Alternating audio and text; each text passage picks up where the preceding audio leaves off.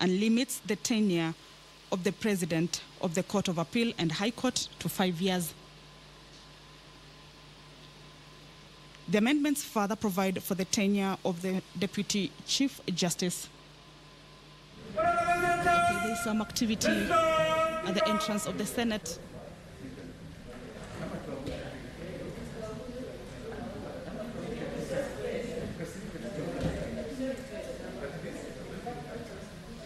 And the Speaker of the Senate, Kenneth Lusaka, has just entered the chambers.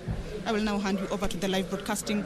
This is a live broadcast in partnership of Kenya Broadcasting Corporation and the Parliamentary Broadcasting Unit. Welcome. My name is Kamche Menza. Let us pray. Almighty God, we beseech you to behold with your abundant favor and blessings as your servants whom you have been pleased to call to leadership positions in this republic. We seek guidance to treat and consider all matters that shall come under our deliberation in so just and faithful a manner as to advance the peace, prosperity, and welfare of our country and of those whose interests you have committed to our charge. Amen.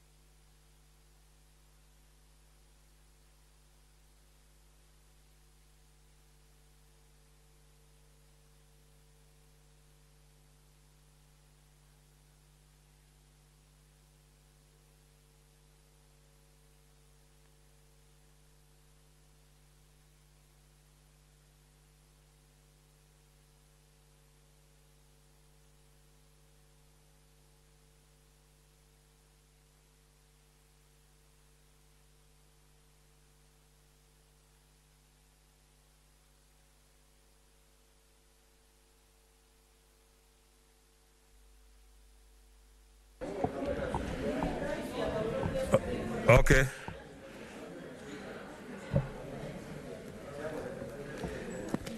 Order number 1, communications from the chair.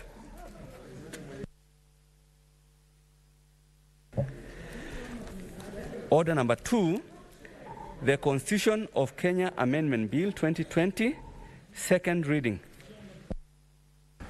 The Senate Chair Mogeni had a balance of 20 minutes. So, yeah.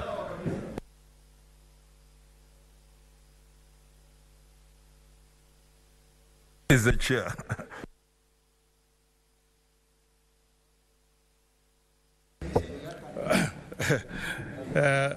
Thank you, Mr. Speaker. Mr. Speaker, when you were adjourning yesterday, a point of order was raised by a senator for Muranga, Senator Kangata, on what is contained in page 97 and page 98 of the report that has been tabled before the floor. Mr. Speaker, in my brief life, I always like speaking the truth and being very candid. And what is contained in this report is nothing other than the truth and the whole truth. Mr. Speaker, when we retreated as the joint committees of the two houses, as you can see at page 97 and page 98, we did call for the bills that were tabled before the respective houses. And Mr. Speaker, what the remarks that you can see in page 97 is the anomalies that were picked on the two bills, the one that was tabled before the National Assembly and the one that was tabled before the Senate. And Mr. Speaker, Senator Kangata was a member of our committee, and he sat as we deliberated on this issue. And Mr. Speaker, what we have, the observations we have made to the House is that there were some differences on some clauses on the bills that were the bill that was read in the National Assembly and the bill that was read in the Senate. Mr. Speaker, regarding subclause 3B, the bill that was read in the National Assembly was amending Article 97, sub-Article 2. The bill that was read before the Senate was amending Article 97, sub-Article 3. So clearly, Mr. Speaker, we did make an observation that there were differences in terms of what was being amended on the bill that was read in the National Assembly and the one that was read before the Senate. Regarding clause 48, Mr. Speaker, of the bill, we made an observation, Mr. Speaker, that whereas the bill was amending Article 188, on the marginal notes, reference was made to Article 189. And finally, Mr. Speaker, we did make an observation that in the second schedule of the bill, Section 1, subsection 1, the bill that was read before the National Assembly was amending Article 89, sub-Article 7. The bill that was read before the Senate was amending Article 87, sub-Article 7. So, Mr. Speaker, plainly, and I hope members have read this report, what we are telling the House is that the bill that was read before the Senate has some errors on the face of the record. And we have made a proposal, Mr. Speaker, that this House, and that is at page 65, this House should take legislative action to correct the errors of form that appear on the bill. So what we are saying, Mr. Speaker, is that the person who has moved this bill, that's the majority leader, has an option, Mr. Speaker, of moving an amendment to correct the error of form. And if you read the report, Mr. Speaker... Let's consult in low tones. You know, what is raising a very important matter. Honorable. Mr. Speaker, if you read this report, we had two experts, Mr. Speaker, Professor Kamiri Mbote and Dr. Collins Odote. And they did point out, Mr. Speaker, that if we identify an error of form, not an error of substance which changes the wishes of the promoters of the bill, we can make steps to amend the bill to correct those errors. Mr. Speaker, I want to state that I'm not the author of the errors that appear in this bill. I'm not the author. And I've seen debates on social media that there were two bills. Whether there were two bills or one bill, I don't know. The only business that we had to undertake as a committee is to scrutinize each clause of the bill, make observation, and report back to the House. And Mr. Speaker, I'm sure that even His Excellency the President and the Right Honorable Prime Minister, the owner of the handshake, they are not going to kill any of us if we correct this mistake on this bill. Nobody is going to say we have committed a mistake by correcting this error. And Mr. Speaker, I want this House to note that the bill that is being considered at the National Assembly does not have these errors. So don't look at what is happening on the other side.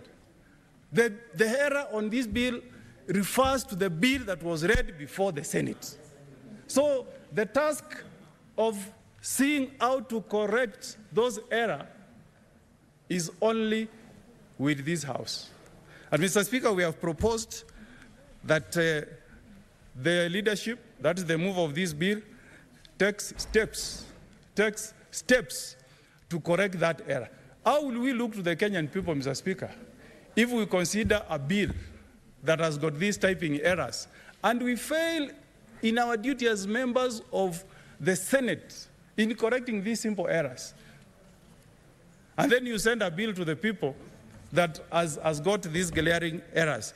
Mr. Speaker, I want to persuade the House that this is an error that does not change the substance of the bill. So we are not changing the intention of the promoters. We're just doing an amendment that will correct errors that appear on the face of the bill that was read before us. So, Mr. Speaker, the next point I was making yesterday was regarding the clauses on the judiciary. And Mr. Speaker, some people did not get the point I was making. Mr. Speaker, if you read Article 172 of the current Constitution, the Judicial Service Commission still retains the power of considering complaints that are made against judges. And I want to read what is in Article 172C.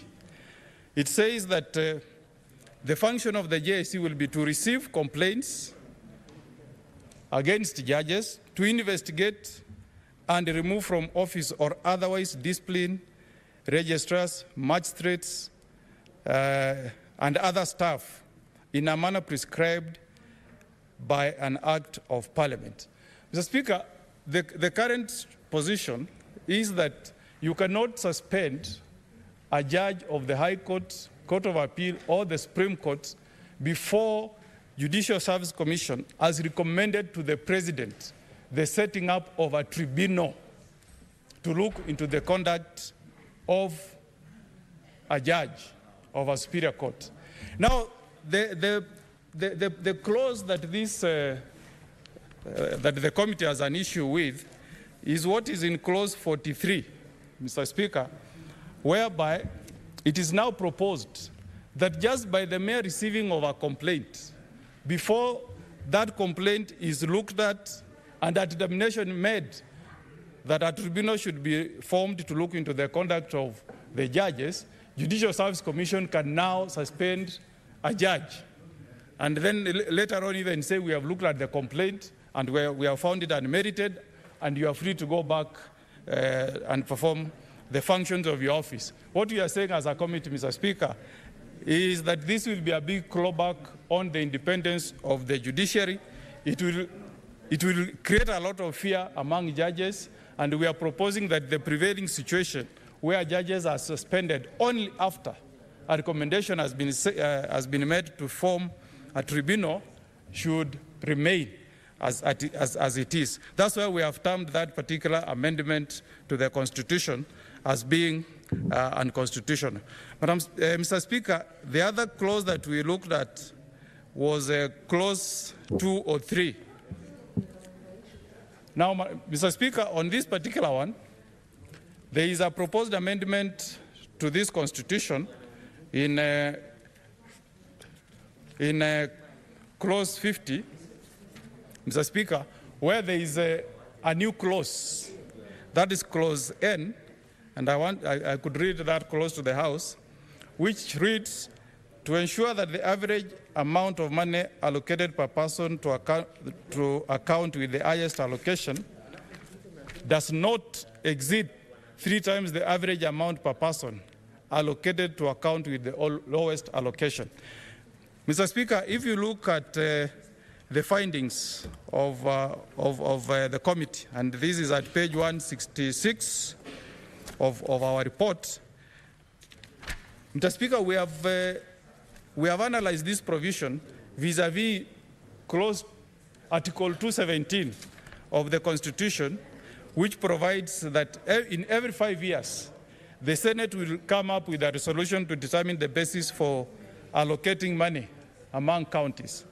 And Mr. Speaker, we had an assimilation that was done to us by the Parliamentary Budget Office. And Mr. Speaker, if we were to apply that new clause, 203N, there are a number of counties that will automatically be disadvantaged. And a county like Tana River will immediately lose 2.3 billion if that clause was to take effect. A county like Samburu will lose 1.2 billion. A county like Marsabit will lose 1.2 billion. A county like Isiolo will lose 1.1 billion. Lamu will lose 435. No, Turkana will lose 435 billion. Taita Taveta will lose 368 million. So this is a matter that you may not see this debate being vibrant in the National Assembly, because this is a matter that is handled almost exclusively by the Senate. It's us who understand that our role really is to defend county governments and the people who reside in those counties. So when we look at all these factors, Mr. Speaker, and considering the fact that the last resolution that was passed by this House stated very clearly that no county should be allowed to lose money, we made a conclusion, Mr. Speaker, that this proposed Article 203N will be in clear conflict with the provisions of Article 217 of the Constitution. And we said, Mr. Speaker, that should this bill pass, then the executive and Parliament will again be called upon to put in place mechanisms that will ensure that no counties are disadvantaged. So we made a conclusion that that article, in our opinion, is problematic, is undesirable, and that it will interfere with the provisions of Article 203(1) of the Constitution, more so on issues of affirmative action, whereby, Mr. Speaker, some of the counties that have been lagging behind in development must be supported with more resources so that they catch up with other parts of Kenya, and that we must also ensure that there is a stable and predictable allocation of resources to counties. Mr. Speaker, if these counties were to lose this money, it will make their budgeting and financial planning to be almost impossible. Madam Speaker, the other clause that we looked at is clause 230. I mean, the proposed amendments to clause 230, that is the one that deals with salaries and remuneration commission. That is clause 61 of the bill. Mr. Speaker, if you look at the current architecture of that clause, clause 230 of the current Constitution, Article 230 of the current Constitution, Mr. Speaker, the composition of SRC includes one representative of the Parliamentary Service Commission, one representative of the Public Service Commission, one representative of Judicial Service Commission, one representative of the Teachers Service Commission, the National Police. Then the Senate picks one representative on behalf of the county governments. And then we have one representative representing the trade unions, one representative representing employers, and then one representative representing the Joint Forum of Professional Bodies. Mr. Speaker, having listened to stakeholders, and I must say that one of the stakeholders was Senator Kasanga, who appeared before us. Mr. Speaker, an issue arose that this proposed amendment to Article 230, where all these bodies will be removed and then replaced with 7 commissioners picked by the President and then vetted only by the National Assembly and not by the Senate. Yet they will set terms for both members of National Assembly and the members of the Senate is highly objectionable. Mr. Speaker, we also looked at how SRC will be able to determine terms for professionals including engineers, quantity surveyors, providing service to county and national and county governments, and we found that this article will most likely be very problematic. And therefore, Mr. Speaker, we propose that in future there will be need to relook at this particular article. Now, Mr. Speaker, the other point that was very controversial is the second schedule of this proposed bill. Mr. Speaker, on the issue of the proposed 70 constituencies, we looked at it from two angles, Mr. Speaker. The first one is the process leading to the creation of the 70 constituencies. And Mr. Speaker, we went through all the BBI reports, and they are contained in this report that was tabled before the House. And Mr. Speaker, we looked at the initial task force. When they released their first reports, there was nowhere where there was a mention of an additional 70 constituencies and the 28 counties that were to benefit. The task force that was appointed to validate the report that was released by the first task force never mentioned these 70 constituencies anywhere. Mr. Speaker, the MP for Bobasi, and I will not refer to the exact page because of time, and the senator for Kitui appeared before the committee during the public hearing, and they took us to task, Mr. Speaker, to show them where the BBI team held public hearings, where Kenyans gave views as to which county should benefit from these 70 constituencies. And Mr. Speaker, we had no answers. Therefore, the process that was followed to allocate these 70 constituencies to 28 counties and leave out 19 does not have answers within BBI. Number two, Mr. Speaker, we invited two critical bodies, Kenya National Bureau of Statistics and Independent Electoral and Boundaries Commission.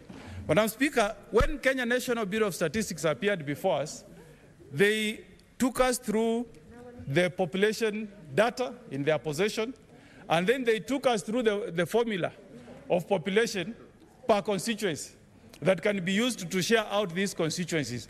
Mr. Speaker, their verdict, and it is here in this report, was that at least 5 counties were unfairly denied constituencies. They identified the county of Kitui, they identified the county of Kisii, they identified the county of Meru, they identified at least in total 5 counties.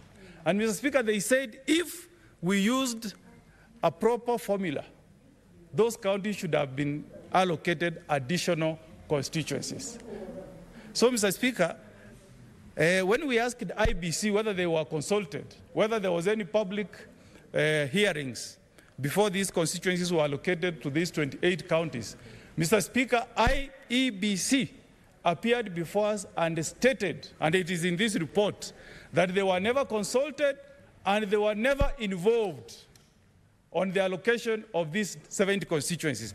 Now, what is even serious, Mr. Speaker, is that IBC told us that BBI task... Mr. Speaker, I hope you can add me more time. 10 minutes. No. Now, Mr. Speaker... Order. You know, when, just a minute. You know, when they ask the speaker, not everybody is a speaker. So I hear, I am following. I'll add him 5 minutes. Thank you. Thank you. Yeah. Mr. Speaker, those who read the report, they can look at the submissions by the senator for Kitui at page 147 and the MP for Kisii at 147. So what IBC told us, Mr. Speaker, is that page 147.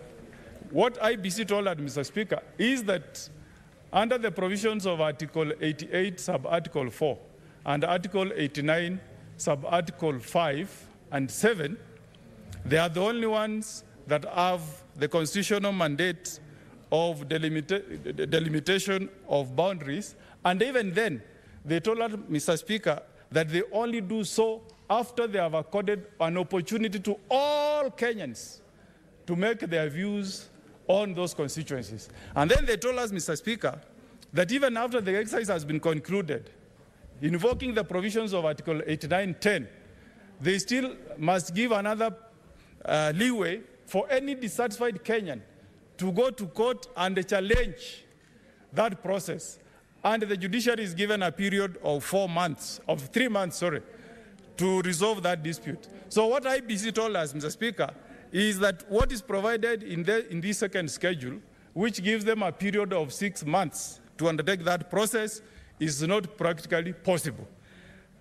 Taking into account all those provisions, Mr. Speaker, and the fact that a schedule cannot purport to amend substantive provisions of the Constitution, the committee arrived at a finding, which is in this report, that the second schedule that proposes to allocate constituencies to 28 counties and leave out 19 is unconstitutional and is of no effect.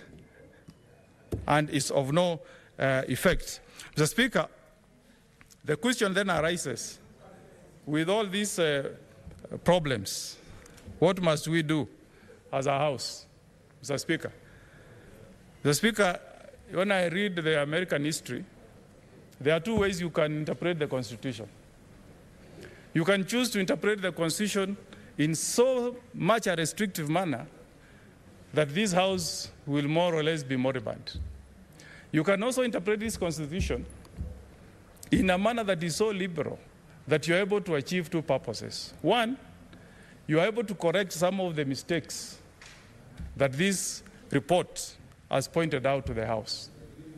And number two, you could raise up your hands and say, the Senate, our role is to be paper pushers, we tick boxes, and we say anything which is unconstitutional will be handled by the courts. The choice will be made by us senators. We have drawn the attention of this House, Mr. Speaker, that Article 94, Mr. Speaker, was given to us by the people of Kenya to exercise legislative authority on behalf of the people we represent. If you read Article 1 on the supremacy of the people, Mr. Speaker, it says, I want to read, the supremacy of all sovereign power belongs to the people of Kenya and shall be exercised only in accordance with this Constitution. So if you invoke Article 94, you are not interfering with the supremacy of the people of Kenya. You are acting in accordance with this Constitution. I want to appeal to the House. Mr. Speaker, to correct the errors that are appearing on this bill before it is released to the people of Kenya for voting. It will be very undesirable, Mr. Speaker, for the National Assembly to pass a bill that has got clauses that are different from what is being passed by this House before we do the corrections. Mr. Speaker, with those remarks, I move. Thank you, Mr. Speaker. Senator Kangata.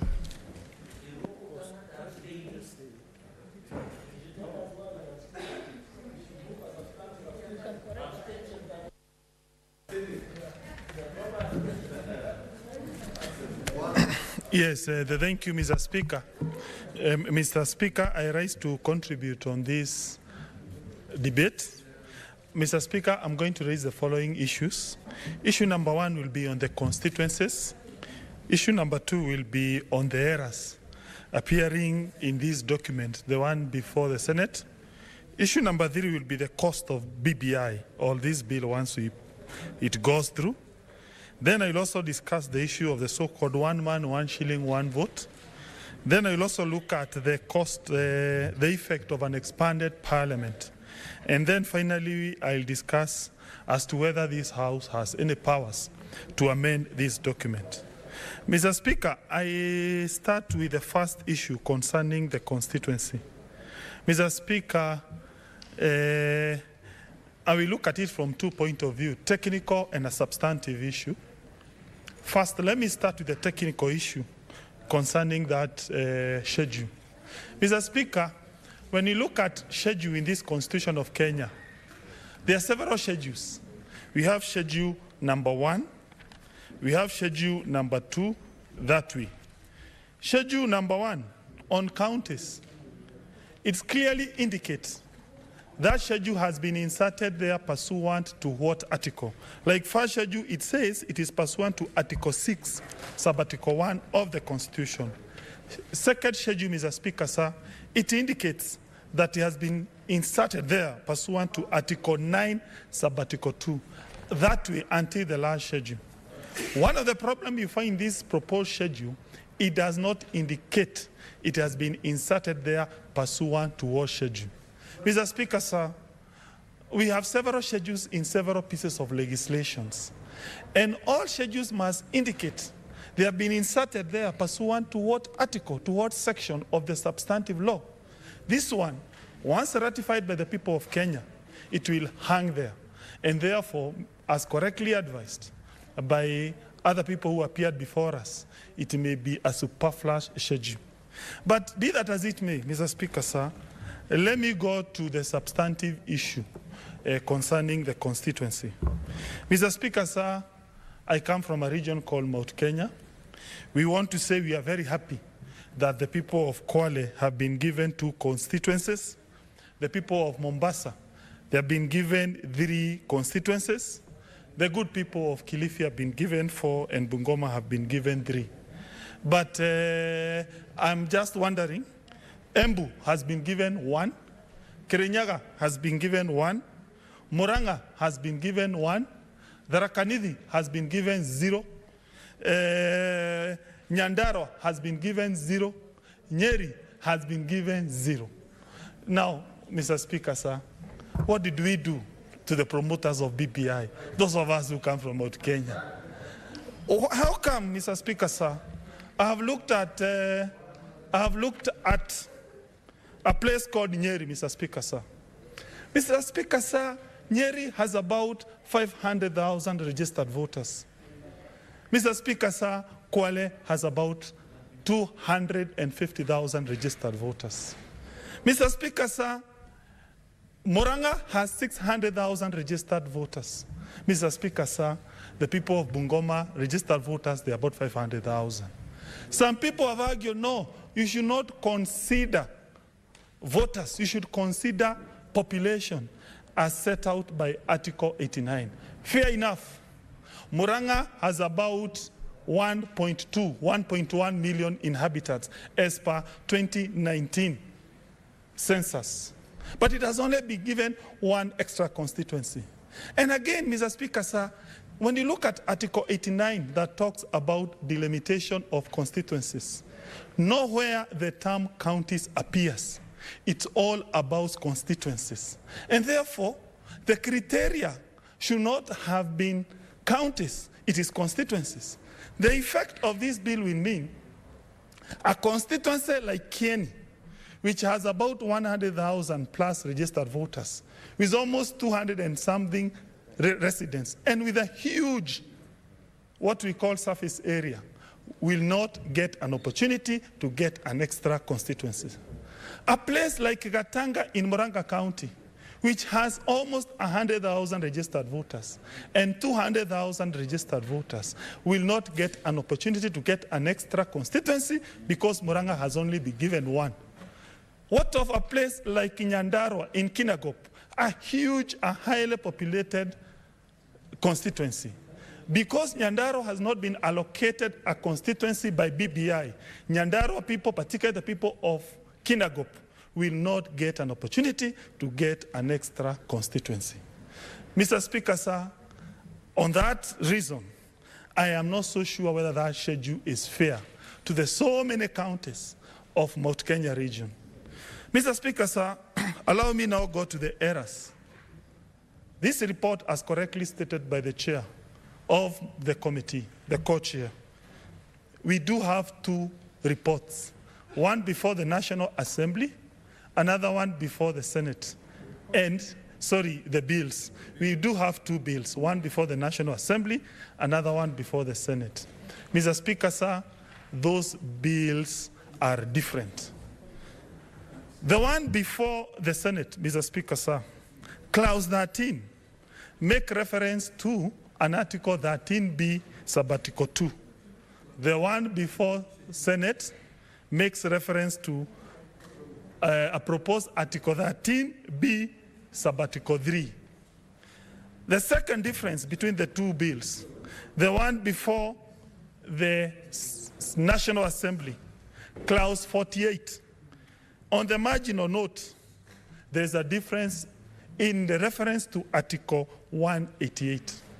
Mr. Speaker, sir, the third difference between the 2 bills, we have the second schedule, the one before the Senate, makes reference to paragraph 1 in Article 89, Sub-Article 7, The one before the National Assembly makes reference to Article 87, Sub-Article 7 in its paragraph 1. Mr. Speaker, sir, those are not simple typographical errors, particularly the one that refers to Article 89, Sub-Article 7. Why? We all know one of the most contentious debates in this bill is on the proposed power, on the proposal to take away or to interfere with the powers of the IBC. The error in Article 89, Sub-Article 7 clearly touches on Article 89, which refers to powers of the IBC. So I'm wondering, if we were to endorse, which one will go to the referendum, Mr. Speaker, sir? And remember, majority of county assembly, more than 30, they passed the erroneous bill, the one before the Senate. The one which is IBC certified is the one that was passed by majority of the county assembly. And therefore, one can correctly argue this bill does not meet the constitutional requirement as provided in Article 257. There's a point of order from Senator Kasanga, virtually. Senator Kasanga.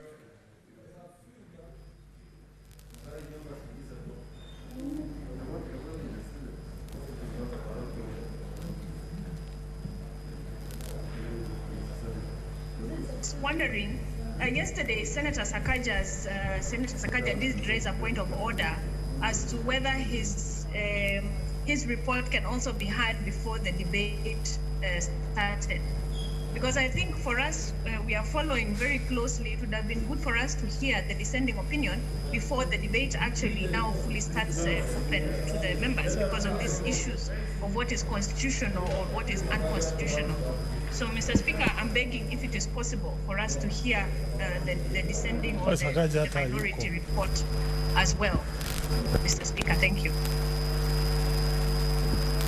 First, I don't see Sakaja in the House, and he's also part of that report. When he comes, we'll give him his part of the report. Yes, proceed. Yeah, Mr. Speaker, sir, allow me now go to the issue of the cost of BBI.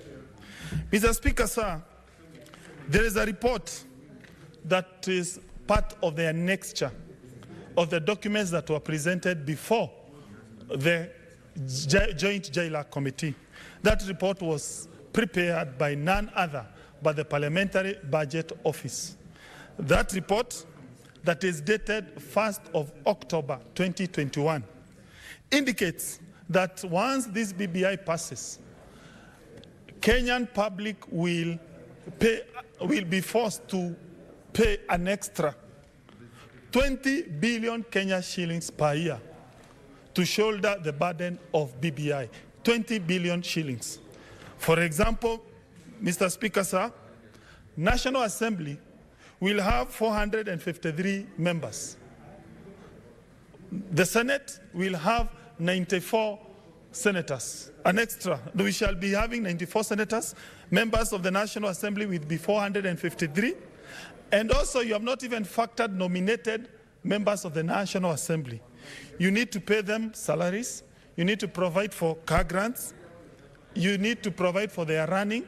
Mr. Speaker, sir, 20 billion shillings is enough money for us to buy vaccines and ensure each and every Kenyan has a COVID-19 vaccine, Mr. Speaker, sir. And you have not taken into account the cost of doing the referendum, Mr. Speaker, sir. There has been estimates that the referendum will need 14 billion to be conducted. And then once we pass this BBI thing, then there will be an extra 20 billion shilling annually that will be incurred by the Kenyan taxpayer. Mr. Speaker, sir, I now go to one man, one shilling, one vote. The proposed amendment to Article 203A. Mr. Speaker, sir, I was a great proponent of that idea. But when I look at the proposed Article 203, Sub-Article A, and it does not speak to what I was fighting for, Mr. Speaker, sir. I thought, Mr. Speaker, sir, this proposal is going to embed the idea that county money should be shared, putting the factor of population, giving it the right weight. But this one is only about of saying each per capita distribution of county resources, you don't give it more than a 3 factor. When I look at Muranga, for instance, when I look at Nyeri, when I look at Nyandarua, when I look at Meru, they will still have amongst the lowest per capita distribution of county resources. And therefore, let no one say that this Article 2 or 3 sub-Article A embeds the idea of one man, one shilling. Mr. Speaker, sir, allow me now go to the idea of called the expanded parliament. Mr. Speaker, sir, here we have 67 honorable senators.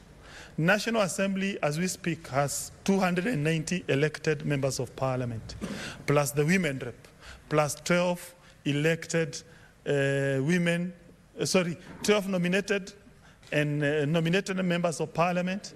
We have 47 women reps and 290. But once we expand the Senate, apart from the element of cost, there will be practical problems in this house. Number one, we will have to build new offices to accommodate the new members. Again, two, it will take a long time for each member to catch the eye of the speaker.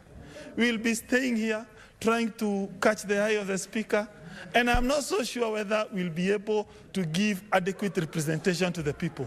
That problem will be more acute in the National Assembly because you'll be talking of a huge number. Mr. Speaker, sir, there was a time I went to China, I recall, when I was in the National Assembly. I was so surprised that China has 2,000 members of parliament in a population of 1.4 billion Kenyans. Mr. Speaker, when you divide that population vis-a-vis the representation of the Chinese parliamentarians, you will find one member of parliament in China represent about 500,000 persons. But in Kenya, what are we proposing under this proposal? It will be like you are representing 20,000 persons. Surely a poor country like this one. In the US, Mr. Speaker, sir, how many senators do we have? We have 100 members in a population of 300 million. Surely, you are proposing now we create or we have 94 senators in a population of about 47, 48 million. I think we need to concentrate as a country on issues that bedevil us. Issues of economics. We must ensure that we don't put all our resources in expanding legislature. We must remember we represent people. We should not make this society very heavy on the bureaucratic element of it. And that is what this BBI is proposing. Mr. Speaker, sir, allow me now to go to the last issue, which issue is what is the effect of, what is the role of this parliament? Mr. Speaker, sir, allow me to read Article 3, Sub-Article 1 of the Constitution. Mr. Speaker, sir, when I look at Article 3, Sub-Article 1 of the Constitution, it says, every person has an obligation to respect, uphold, and defend this Constitution. It means the Honorable Senator from Makueni, the minority whip, you have that obligation to defend. Mr. Speaker, sir, it means the Honorable Senator from Kisii, Professor, you have an obligation to defend this Constitution. It means, my friend from Nandi, you have an obligation to defend this Constitution. When we are being told we pass manifestly and clearly unconstitutional amendments, whichever it is now settled that this bill has unconstitutional amendments, we are breaching Article 3, Sub-Article 1 of the Constitution. Mr. Speaker, sir, I have taxed my mind to read Article 257 of the Constitution, the so-called popular amendment of the Constitution. When I look at it, there is no express positive law that prohibits this House from proposing amendments to this bill. I think we have a duty, a legal duty, pursuant to Article 3, Sub-Article 1 of the Constitution, as read with Article 257, which does not bar this House from doing away with all unconstitutionalities which are contained in this bill, and ensuring we take a document that is constitutional, that is fair to each and every person. Mr. Speaker, sir, the first major review of the Constitution in this country was done in the 1963 Constitution making process. There was Lancaster 1 and Lancaster 2. Why can't we adopt the same method? We have a constitutional conference like they did in 1963. 1969, we did not have a consultative conference for constitutional review. That is why the worst constitution Kenya had is the one of 1969, the one that killed Senate, the one that abolished regional governments, the one that concentrated powers on the executive, because of the whole idea of pushing a constitutional review process without being consultative. Okay. Mr. Speaker, your sir, time is up. Sorry. But machine is still talking. No. Take your seat. Still functioning. You're the only one. Take your seat. Try to consolidate your idea. Senator Khaniri, virtual. Yeah, Senator Khaniri. Virtual.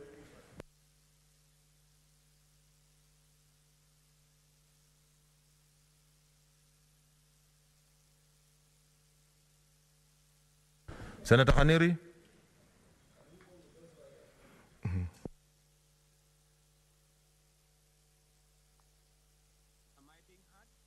Yes, we can hear you.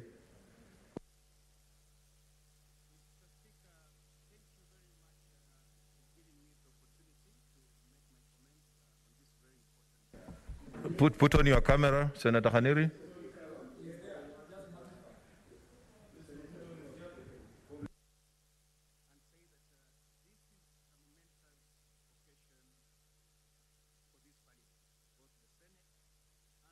We can't hear you, Senator Khaniri. You need to increase your volume and... Yes, we can see you now. Yes, sir. Yeah. Senator Murkomen, in order. Yes, proceed, Senator Khaniri.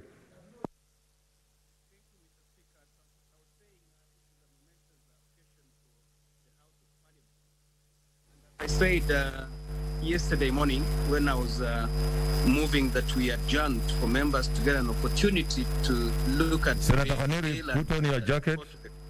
Committee. Senator Khaniri. This is probably the most important bill order, Senator Khaniri. Processed or discussed or canvassed by this Senate. The most important. Senator Khaniri, this is put on your jacket. That is touching on amendment of our Constitution, a document that we hold so dear, a document that if we alter,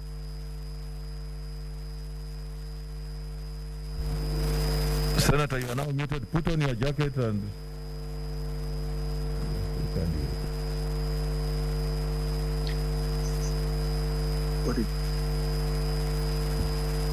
Okay, maybe as he sorts himself out to put on the jacket, let me give Senator Petronila Were.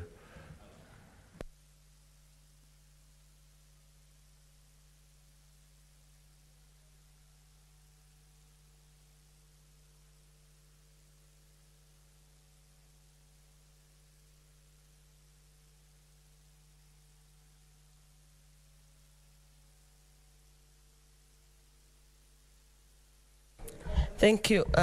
Thank you, Mr. Speaker, for this opportunity to contribute to this Constitution Amendment Bill. I want to begin by thanking the committee, the Joint Committee of JLAC, that came up with a very good report, very comprehensively done, and very widely consulted. They had various experts that they consulted as they came up with this report. Mr. Speaker,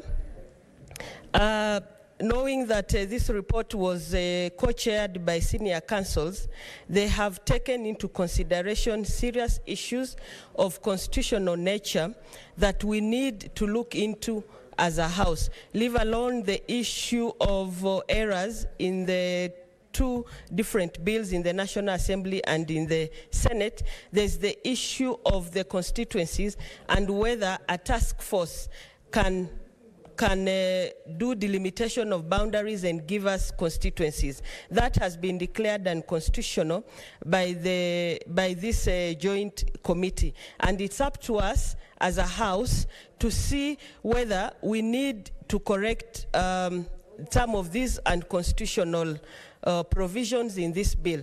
Mr. Speaker, I've also gone through the whole of Article 257, and Mr. Speaker, there's nowhere where it expressly says that Parliament cannot change the provisions of an amendment bill brought about by popular initiative. Mr. Speaker, in the spirit of 257 is that it is an amendment brought by the people. And when we talk about by the people, assuming there was no BBI, those are just ordinary Kenyans. They are bound to make mistakes because they are not the legislative arm. We are the people who make legislative interventions. So we should have an opportunity to make these corrections. The spirit of 257 indicates that we cannot change the substance or the will of the people. But it certainly does not say that we cannot change the form or the typographical errors that are in this bill. So I want to agree with my colleagues that we need not run away from this responsibility. We shall be judged harshly. So let's make the necessary legislative interventions as a House, first to correct that error of two bills. And Mr. Speaker, I don't know if it is too late, but we would have preferred to allow the National Assembly to do their bill, because that is the one that is assumably correct. Then they bring it here, the way we have always done. Then we can look at it as the Senate. So if it's too late, the leadership will tell us.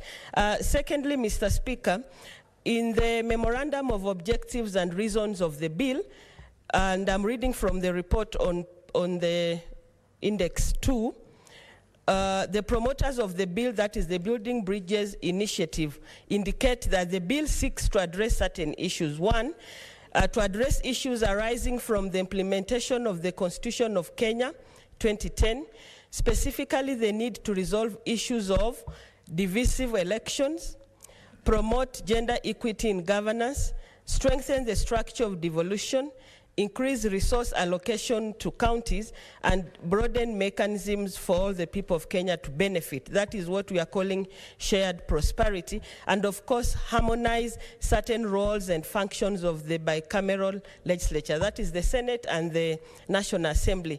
My question is, has the bill really, for example, resolved or harmonized the roles and functions of the bicameral legislature? I don't see that having been achieved. It's only the courts have helped us look like we are working in harmony by the Speaker of the National Assembly and the Senate agreeing, but only after certain bills were threatened to be thrown away. That's when they agreed to work with us. So I don't see how this bill has helped us harmonize our relationship with our young brothers and sisters on the other side. I don't want to call them small house, but they are just younger than we are. So, Mr. Speaker, the other issue was on the strengthening the structure of devolution. Having listened to the chair of, the co-chair of this joint committee, they have actually weakened the Senate a great deal. Yet Senate's role is to check on counties and their governments. So when you weaken the Senate, you are basically weakening devolution. You are basically weakening the counties. Mr. Speaker, it also talks about the issues of BBI, or rather this bill was supposed to resolve the issues of divisive elections. I have not seen any focus on the reform of IEBC to make sure that IEBC deals with the issues of divisive elections, other than expanding the executive, which will basically give the top tribes positions, and I'm saying this as a member of one of the top tribes, but Mr. Speaker, it will not resolve the issues of divisive elections. Resolving divisive elections includes making sure that we have a credible and fair electoral process. We did not touch on any issues that try to align or to restructure IBC, which has the main mandate of conducting elections. Mr. Speaker, the vetting of ministers, PSs, and the other appointees by the executive, that has been removed completely from this bill, and something that was important for us to involve the people of Kenya who we represent in deciding who is going to implement the policies that we come up with as a country or as a house. Mr. Speaker, the Chair also touched on the issue of revenue allocation and talked about the issue of per capita as a consideration in allocating of issues. And we are told that there are 7 counties that are going to lose money if we apply that formula. And if we apply that formula also, the role of the Senate in deciding what revenue allocation formula is supposed to be used will also be taken away from the Senate. That is another thing that is weakening the Senate. Mr. Speaker, I will lastly speak on the issue of gender equity. This bill, what we can call the BBI bill, was supposed to promote gender equity in governance. Mr. Speaker, what it has done, other than transferring women from the National Assembly to the Senate, where they have only been brought here so that they can vote, because the women who are here now nominated do not have a vote. Mr. Speaker, these women have left what we are calling the NGAF, National Government Affirmative Action Fund, on the other end, to lose that fund, a fund that they fought for and held. Mr. Speaker, moving these women senators, women reps to the Senate also means that the women who will be appointed as ministers, deputy prime ministers, and prime ministers, they will be nominated women. So why would we rather not have this? Why would we rather not have women senators? Fine, so that we achieve the gender parity in the Senate, but retain the women reps in the National Assembly as they are, so that we don't seem to be losing the gains we put or the gains we made as women in the fight for gender equity. So I don't see how this bill has resolved the issue of gender equity. We'll still have women going to vie just simply to be nominated. And we already know in most cases, these nomination slots don't necessarily go to deserving cases. And Mr. Speaker, with those few remarks, I beg to support this report, and also add that Article 179 should also be amended to allow, is being amended. Article 179 is being amended, Mr. Speaker, to allow MCAs to summon governors. This is a role that we have been proud of as Senate, to summon governors here. And this is another way of weakening the Senate. So, Mr. Speaker, I just want to say, as I've said earlier, that this bill actually does not strengthen the structure of devolution, but weakens that structure by weakening the Senate. Thank you, Mr. Speaker. I support. Senator Onesimus Murkomen. So you're saying in my support?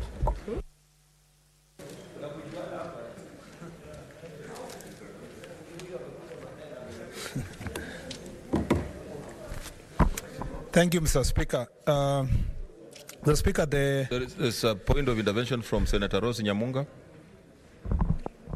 Hold my time. Thank you, Mr. Speaker. I am sorry to interrupt my brother, Senator Murkomen, but I just needed some clarity, because in my view, I know we should be debating the BBI report, the BBI bill. I am not so clear whether we are debating the BBI bill or the report. I'm not sure, so I need some clarity, Mr. Speaker. Or are we doing both? Because which one are we supporting? We are actually discussing the bill. The report is to guide you. Yeah. Thank you. Mr. Speaker, I know we are debating the bill, but I sympathize with my sister, my big sister, Senator Nyamunga, because and I know where that comes from.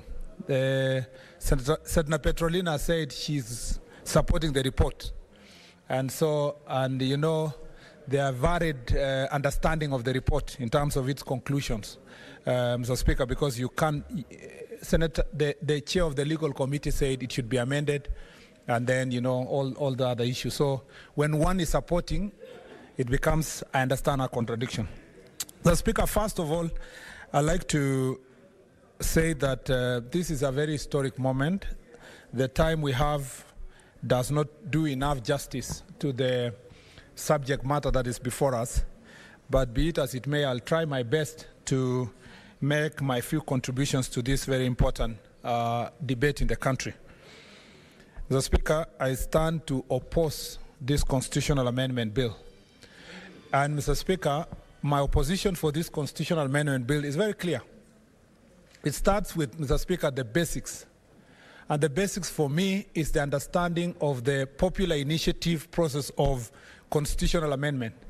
Mr. Speaker, there is a reason why there are various processes of amending the Constitution. One is through Parliament and the other is through popular initiative.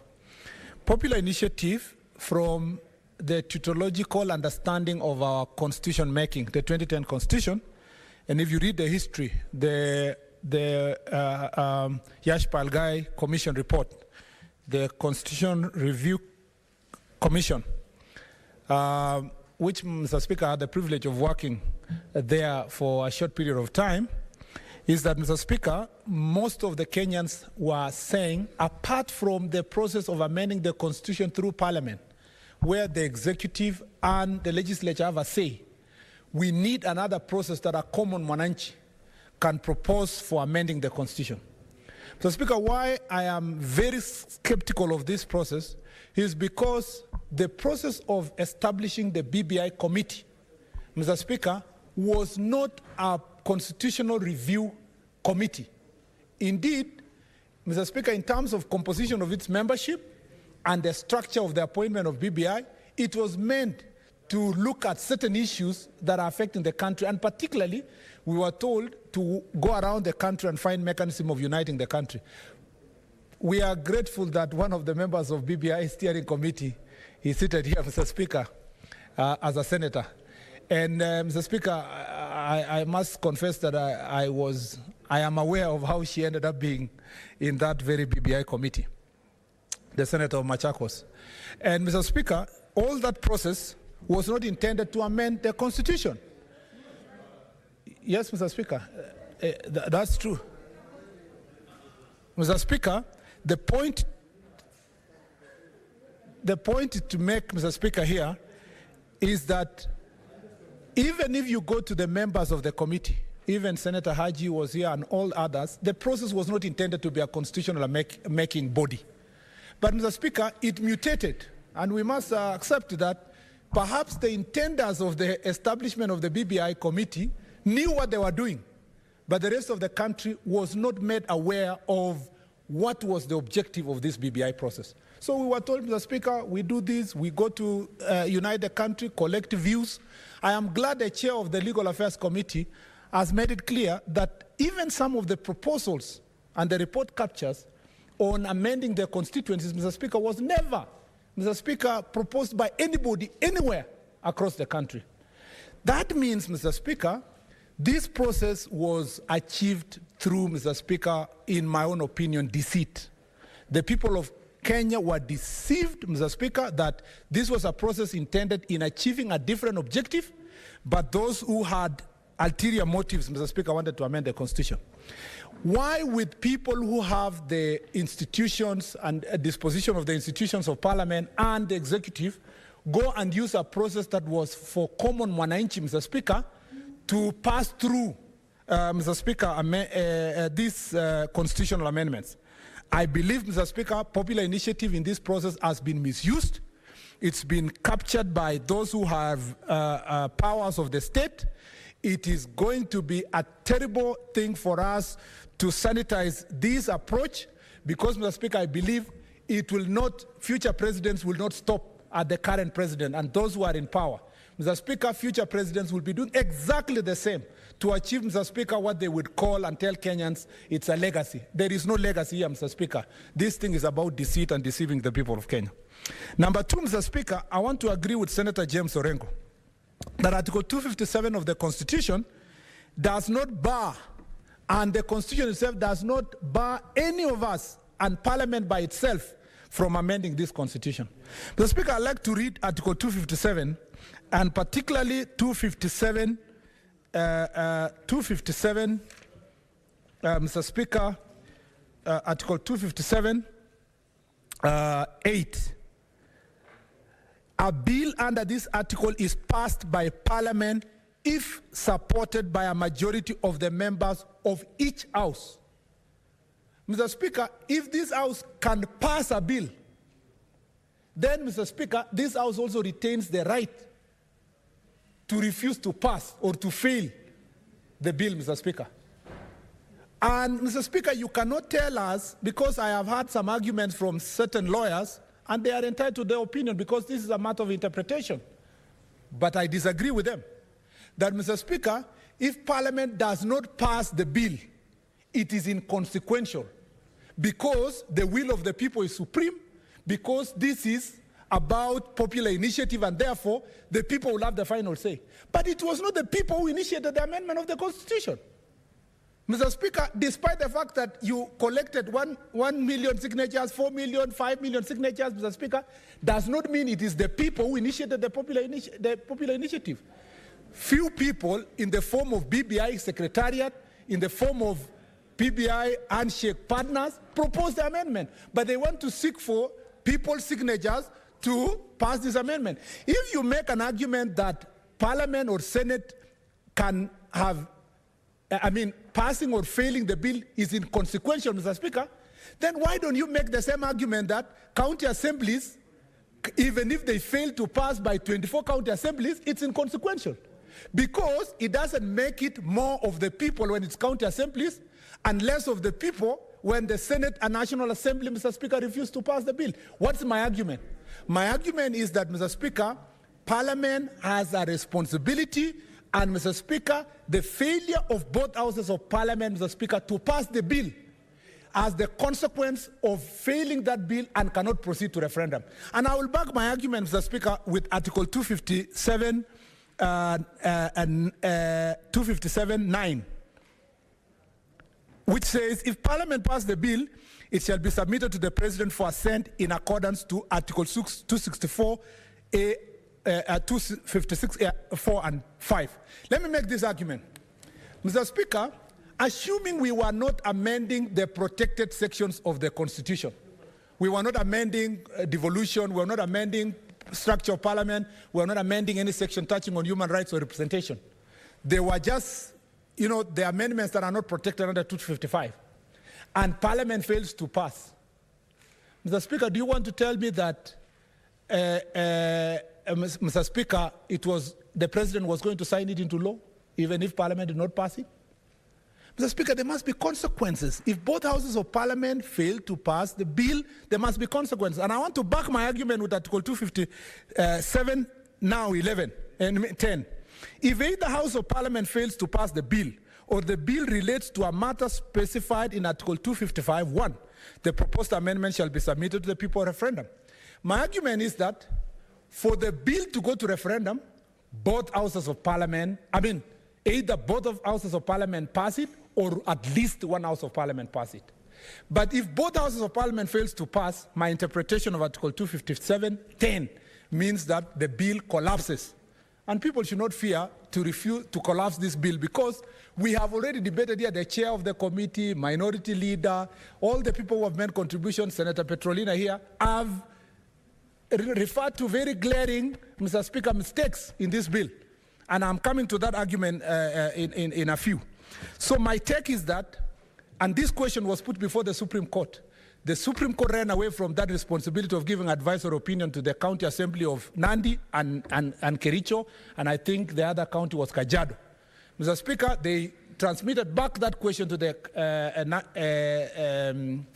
the High Court, and that question is pending in the High Court. My argument is that these both houses of parliament either pass all of them or at least one house before we can discuss matters of referendum.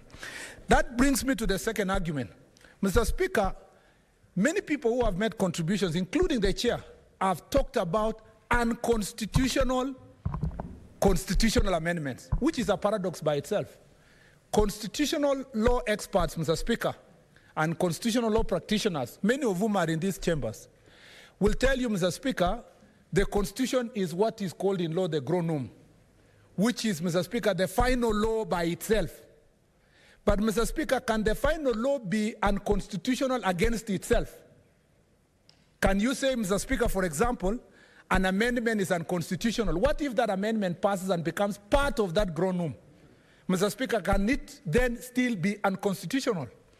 The new thinking, Mr. Speaker, in the constitutional law practice is that, Mr. Speaker, even though the Constitution is the gronum, there are certain principles of the Constitution that carry supra-constitutional status. That is why you hear, Mr. Speaker, the arguments that the basic structure of the Constitution, the foundational principles of the Constitution. Mr. Speaker, for example, you cannot, Mr. Speaker, say, Mr. Speaker, there are particular principles of the Constitution, and our Constitution, for example, Mr. Speaker, which are part of what in law or in Latin called jus cogens, Mr. Speaker, which is the peremptory norm, the norms that, Mr. Speaker, within which you cannot derogate against, Mr. Speaker. For example, you cannot amend the Constitution to legislate torture. You cannot amend the Constitution, for example, Mr. Speaker, even if it is a constitutional amendment, to legalize genocide. In the same breath, Mr. Speaker, the constitutional structures itself, Mr. Speaker, must protect the basic norms. What are the basic norms in our Constitution? The basic norms in this Constitution are provided for in Article 10 of the Constitution. And these norms include values and principles of governance, Mr. Speaker. Principles that are like rule of law, patriotism, national unity, sharing of devolution of power, rule of law, democracy, participation of the people, human dignity, equity, social justice, inclusiveness, equality, human rights, non-discrimination, and protection of the marginalized. If these are the basic norms, then we cannot derogate against these norms, Mr. Speaker. Then the question we should ask ourselves, can the amendments that have been proposed in the BBI report pass the test of protecting the basic principles and values of the Constitution? Mr. Speaker, put in another way, is it possible for us to bring constitutional amendments that, Mr. Speaker, contradict the basic norms of the Constitution itself? For example, Mr. Speaker, we've said that in Article 81, that, Mr. Speaker, we must have gender equity, that all institutions of governance, including Senate National Assembly, must have, Mr. Speaker, at least a third of its membership, Mr. Speaker, must come from either gender. But we've come with the BBI report and said, Mr. Speaker, that we are going to amend the Constitution so that in 2032, and I don't know why the women folk who keep talking about here that there are many gains of women in this bill.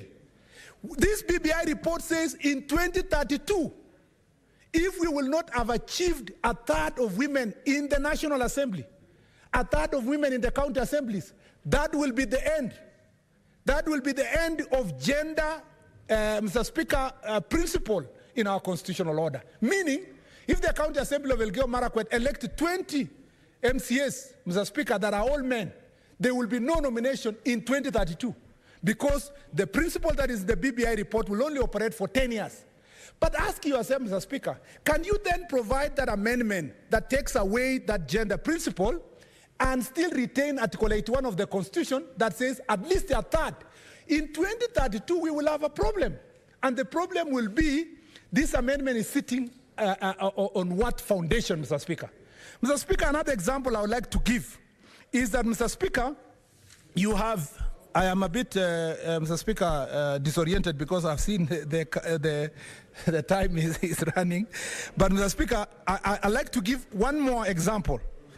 That, Mr. Speaker, you have a provision that says there must be equity in share of positions in government and representation in constituencies.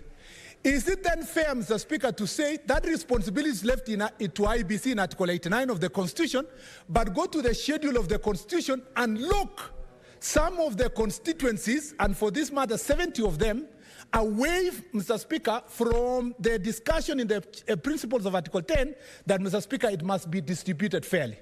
Mr. Speaker, the same question would be asked in terms of, Mr. Speaker, the question of the provision of the ombudsman position.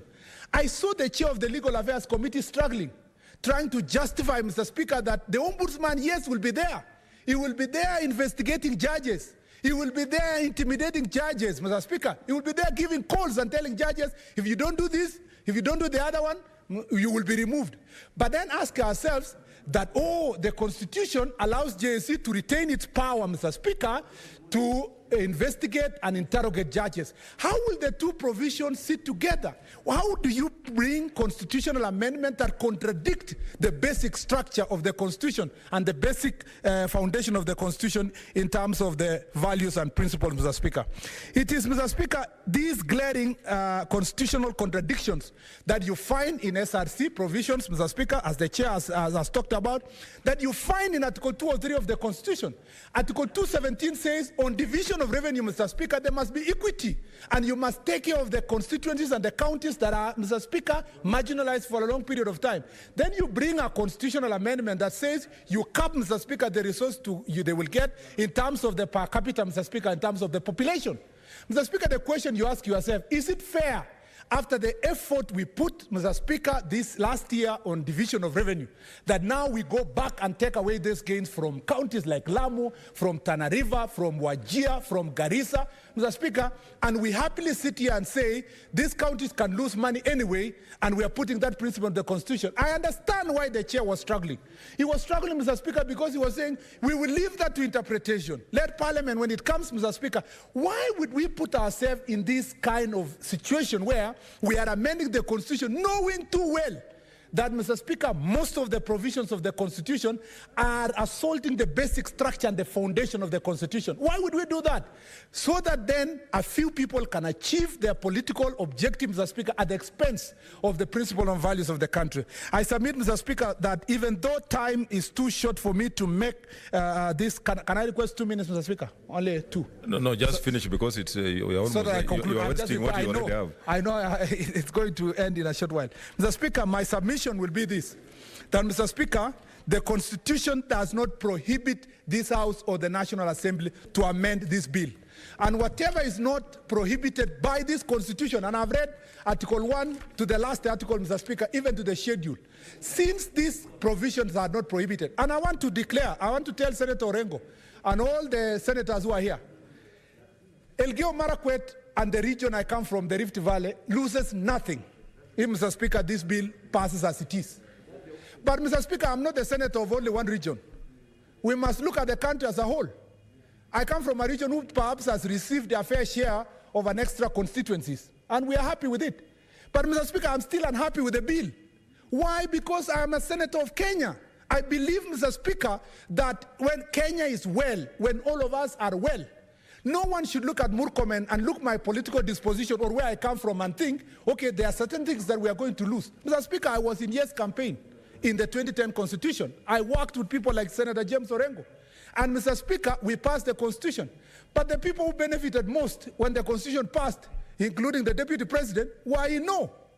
Being in no, Mr. Speaker, and Mr. Speaker, defending basic issues that are about this Constitution does not mean you are going to be personally at a loss. So if people are going to force on us this constitution that it must pass by force, I want to go on record as one of the citizens of this republic to say these amendments in the BBI report, Mr. Speaker, are clawing back the gains we achieved on 2010 Constitution in terms of independence of the judiciary, in terms of principles of separation of powers, Mr. Speaker, in terms of bringing matters related to executive, Mr. Speaker, to Parliament, so that you will have one constituent that has a minister, Mr. Speaker, and another one that doesn't have, Mr. Speaker, creating inequality. If we really wanted to change the structure of government in this country, why didn't we go straight to parliamentary system of government? How are we going to sit the amendments we brought here for certain few members of parliament to come to become cabinet? Okay, your time is up. Your time is up. Your time is up. You are not on record, Senator Murkomen. Order, Senator Murkomen. Let me tell you. No, I even added you. No.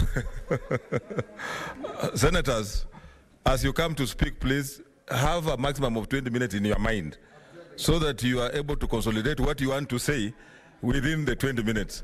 Senator Khaniri, on virtual. Thank you, Mr. Speaker. I hope you can now hear me clearly. Yes, we can hear you. Yeah. Now you are okay. Once again, I want to thank you for the opportunity to make my comments on this bill.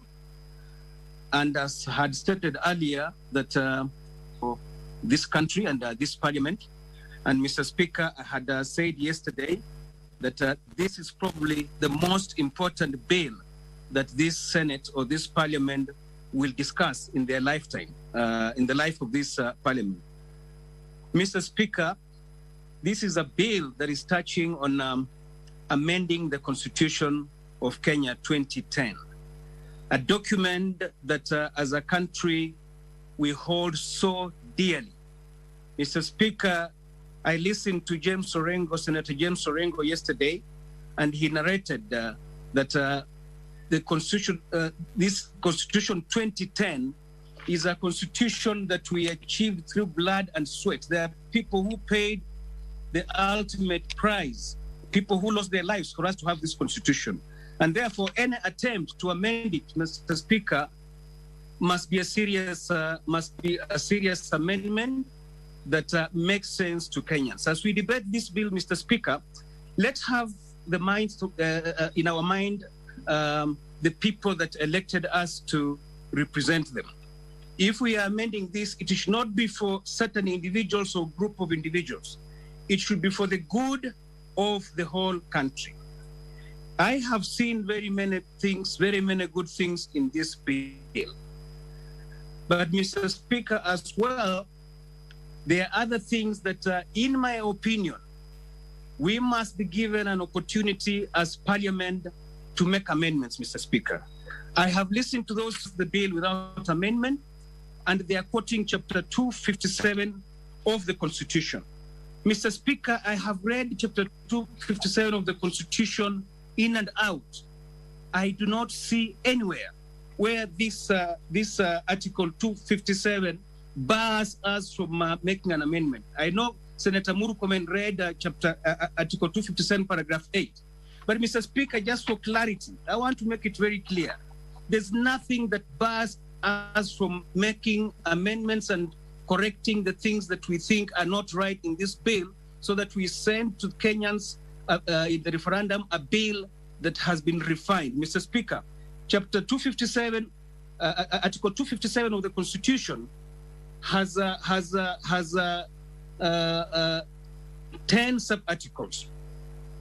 The first sub-article says that an amendment to this Constitution may be proposed by a popular initiative signed by at least 1 million registered voters. That was done. The second one says a popular initiative for an amendment to this Constitution may be in the form of a general suggestion or formulated draft bill. 3, if a popular initiative is in the form of a general suggestion, the promoters of that popular initiative shall formulate it into a draft bill. Mr. Speaker, sub-article 4 the promoters of the popular initiative shall deliver the draft bill and the supporting signatures to the Independent Electoral and Boundaries Commission, which shall verify the initiative is supported by at least 1 million registered voters. That was done. If the Independent Electoral and Boundaries Commission is satisfied that the initiative meets the requirements of this article, the Commission shall submit the draft bill to each county assembly for consideration within 3 months after the date it was submitted to the Commission. Article 6, if the county assemblies, Mr. Speaker, approves the draft bill submitted by the Commission, the Speaker of the County Assembly shall deliver a copy of the draft bill jointly to the Speakers of the 2 Houses of Parliament with a certificate that the County Assemblies has approved it. Mr. Speaker, it goes further to say, if a draft bill has been approved by a majority of the County Assemblies, it shall be introduced in Parliament without delay. That is what you did yesterday, Mr. Speaker. A bill under this article is passed by Parliament if supported by a majority of the members of each House. If Parliament passes the bill, it shall be submitted to the President for assent in accordance with the Article 256. Mr. Speaker, where in that Article 257 does it state that as a Parliament we cannot make amendments to this bill? This is a good document, Mr. Speaker, but it has its flaws. Let us be allowed to correct the flaws that are in there, and there are not many, Mr. Speaker. We gave this bill when it was brought to us, to our committee that is led by the Ebola Senator for Nyamira, Senator Omogeni, who is a senior counsel, a man I believe in. He has tabled a report on the same, Mr. Speaker, and they have told us that some of the sections in the bill are unconstitutional.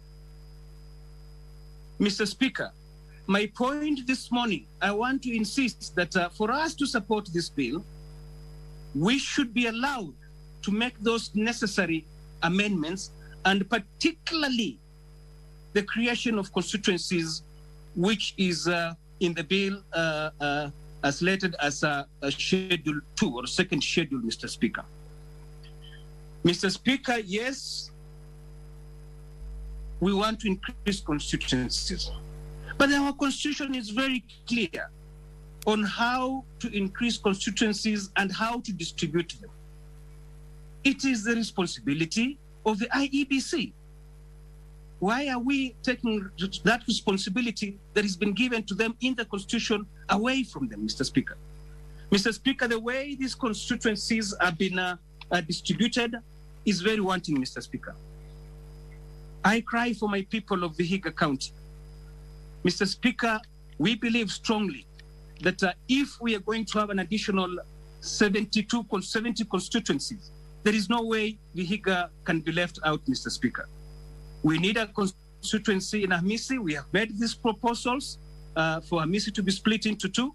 And we believe, Mr. Speaker, if justice was done, then for sure we would have gotten a constituency as the people of Vihiga and in Hamisi constituency. Mr. Speaker, the other thing that I think should be rectified in the bill, Mr. Speaker, Kenyans are already burdened by the high wage bill.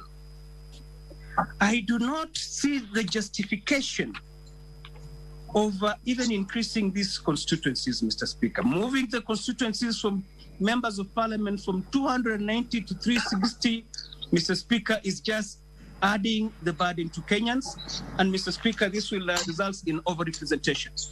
We should look at other jurisdictions and compare ourselves with those jurisdictions. The US, as Kangata said, the UK, China, and so forth. Mr. Speaker, the wage bill is already too high.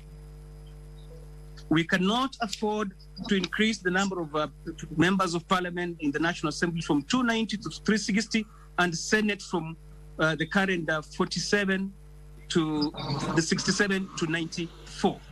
I am opposed to this. And if we are given an opportunity to amend, this is one of the amendments that I'm going to be proposing. Mr. Speaker, Madam Speaker, the other issue that I will be proposing to amend, yes, it is a very good thing that we are creating the Office of the Ombudsman. But we made so many gains in the Constitution Kenya Constitution 2010, whereby there's clear separation of powers. We cannot create the Office of the Ombudsman and then say that the Ombudsman is going to be nominated by the President.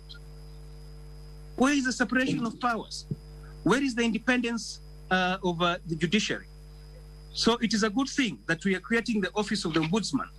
But Madam Speaker, the way the Ombudsman should be appointed, we should amend that so that it is not the President nominating.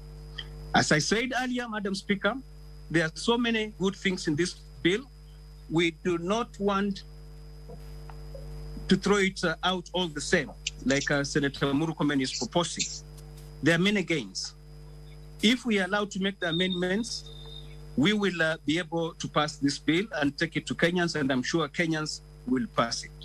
The bill is introducing very, very new clauses that will be very, very important to our people.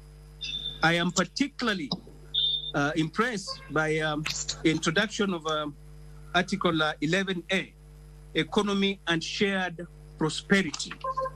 Mr. Speaker, it says that this constitution recognizes the need for an economic system that provides equitable opportunities for all people of Kenya to benefit from economic growth in comprehensive, fair, and sustainable manner.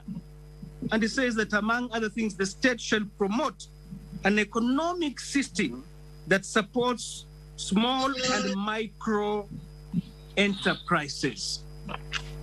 This is a key introduction, a milestone. There is equitable distribution of our resources, that the small and micro enterprises are supported by the state, and that's where many Kenyans belong. The other thing that, Mr. Speaker, I'm very happy with the bill, it introduces a new chapter 18A, responsibilities of a citizen. This constitution recognizes responsibilities of a citizen as a key building and prosperous, fair, and secure nation. Every citizen has a responsibility to, among other things, fulfill parental responsibilities towards their children, practice ethical conduct, and combat corruption. For the first time, we are putting in our constitution matters to do with the fight against corruption. This is adding a lot of value to our constitution, Madam Speaker, and it's one of the issues that I think we will benefit if we pass this bill, but after the amendments that I've proposed. Mr. Speaker, for unifying the country and for inclusivity, we are creating, the bill is creating the office of the Prime Minister and his two deputies, and creating now for the first time officially the position of official opposition leader. In any democracy, Mr. Speaker, you need a robust opposition that will put government to check, so that they provide proper checks and balances. So I think these two inclusions of a creation of a prime minister and deputies, and also creation of a official opposition, will not only provide checks and balances, but it will also ensure that there is inclusivity in the overall government. Executive and opposition. Mr. Speaker, Madam Speaker, there is a new article that is being now making CDF official and constitutional, introducing also Article 172, creation of ward development funds, Mr. Speaker. For us, to get the full gains of devolution, Mr. Speaker, we must have this ward development fund for equity, Mr. Speaker, so that all develop, Madam Speaker. Madam Speaker, we know of cases where governors will favor some wards that maybe they think support them more than the others.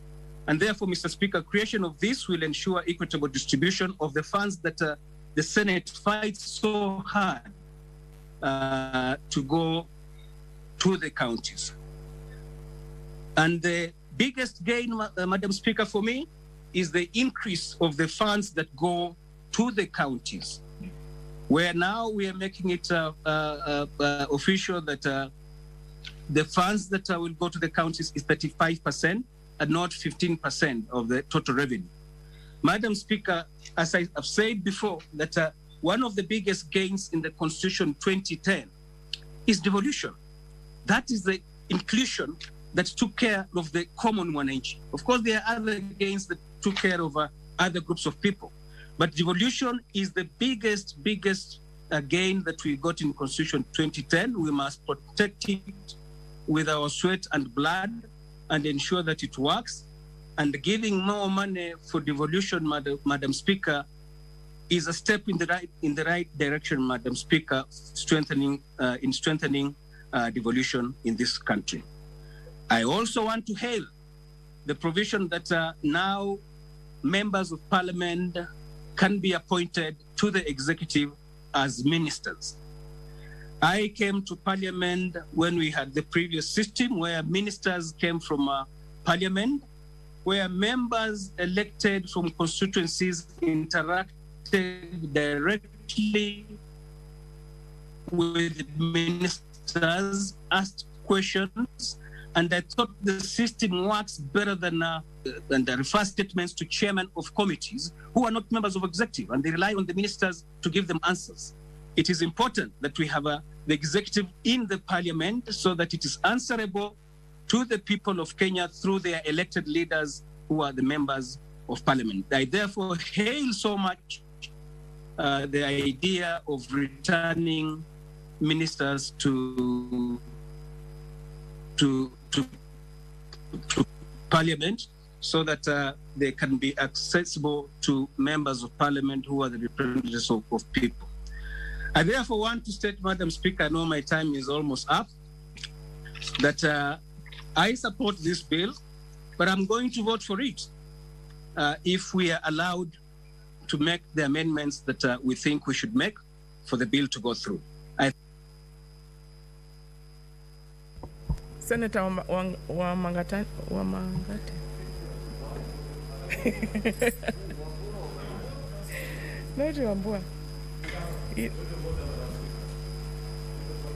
Yes, what's your point of order?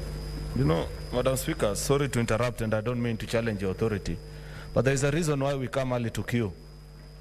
I was the first one to arrive in this chamber this morning. The only person who sat ahead of me was Senator Irungu Kangata. Since then, 5 actually, if you include Senator Matangi, have been granted the opportunity to speak. I don't think that is fair. Senator, I'll give you the opportunity next, so please go, continue. That's unfair. Why do we come? Thank you, Madam Speaker.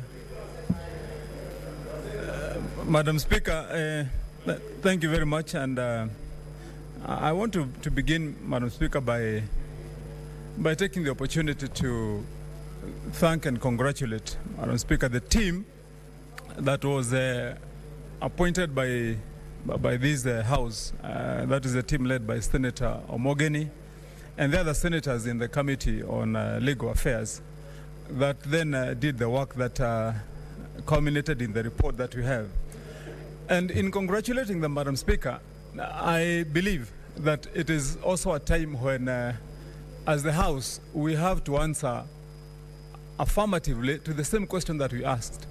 Because the question that has been asked here continuously, Madam Speaker, does Parliament act or exist in vain as far as this process is concerned, Madam Speaker? And the first answer I want to provide to that, Madam Speaker, in my view, is that that question was answered affirmatively when we first held the discussion in the Speaker's office when allowing that committee to join with the Committee of the National Assembly. And indeed, in that sitting, the question was, should they invite public participation?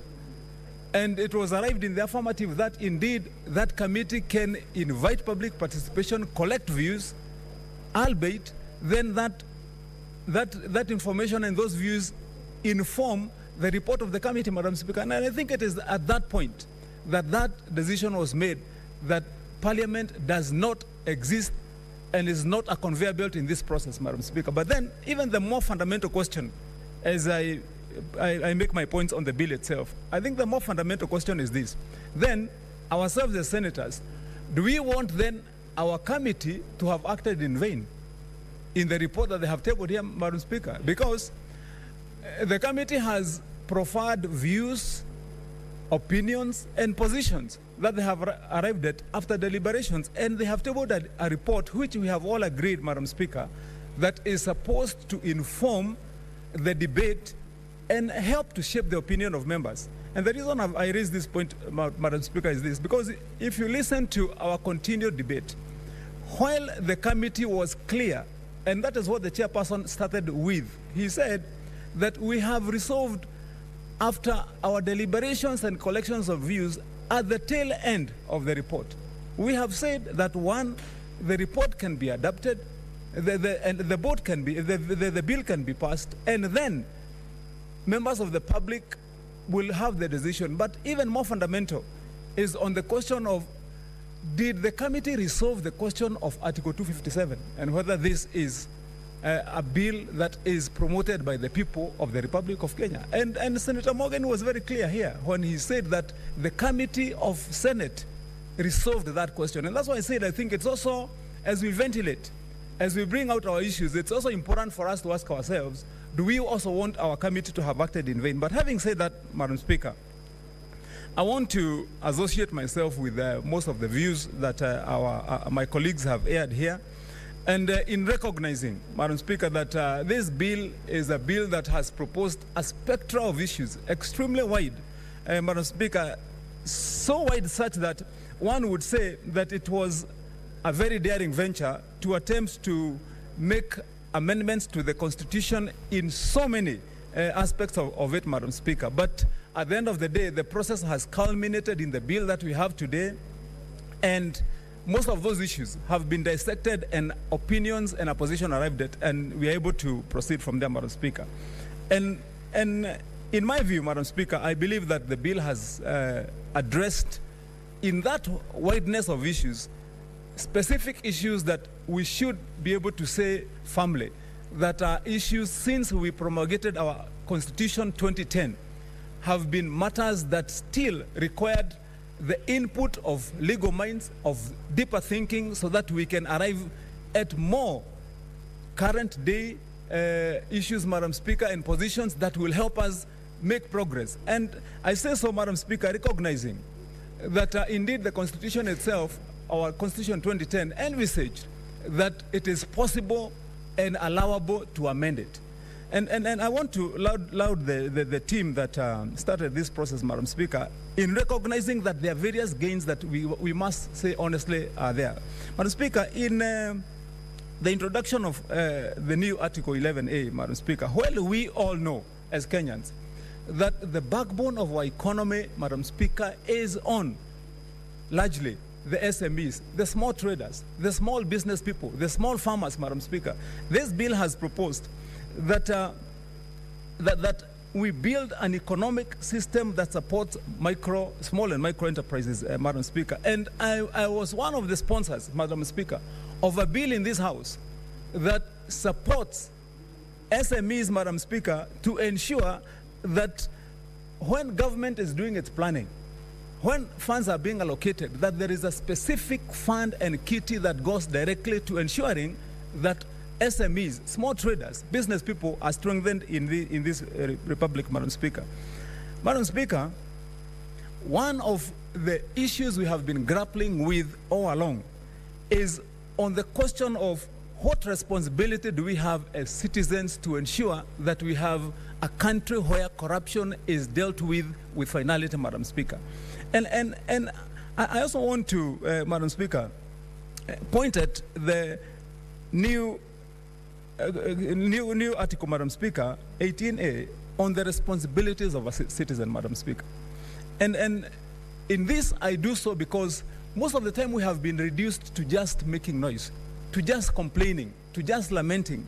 But in this article, Madam Speaker, it clearly spells out that it is now the responsibility of every citizen to practice ethical conduct and combat corruption, Madam Speaker, so that we don't have to sit here all the time and wait and ask in the House of Parliament, what is EACC doing, Madam Speaker? What is the DCI doing? That indeed this response.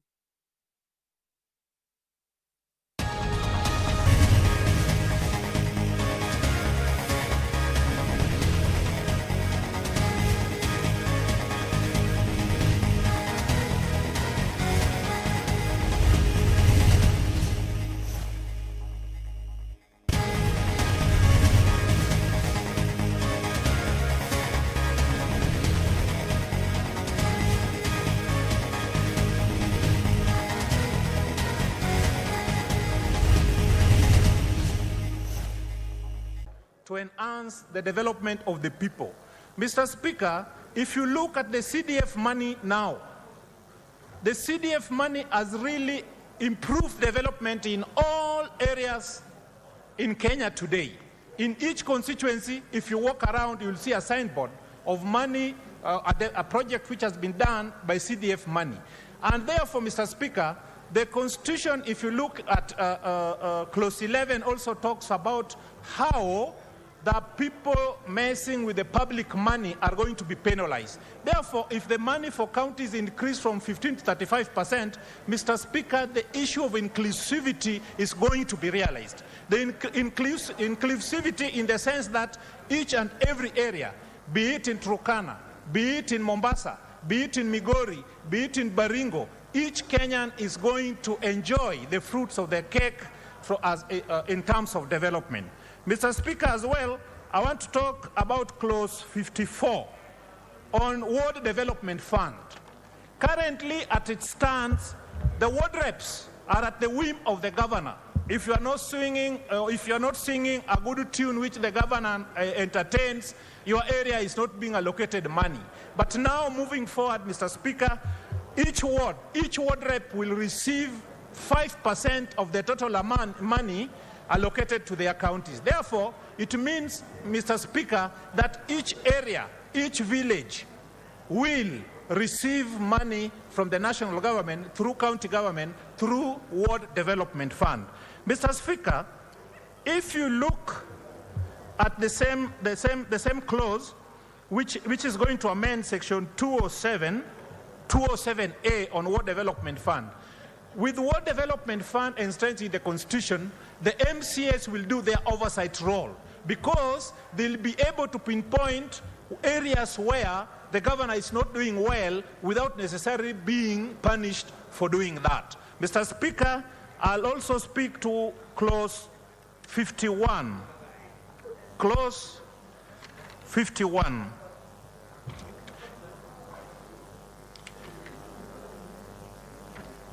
Mr. Speaker, the same clause talks about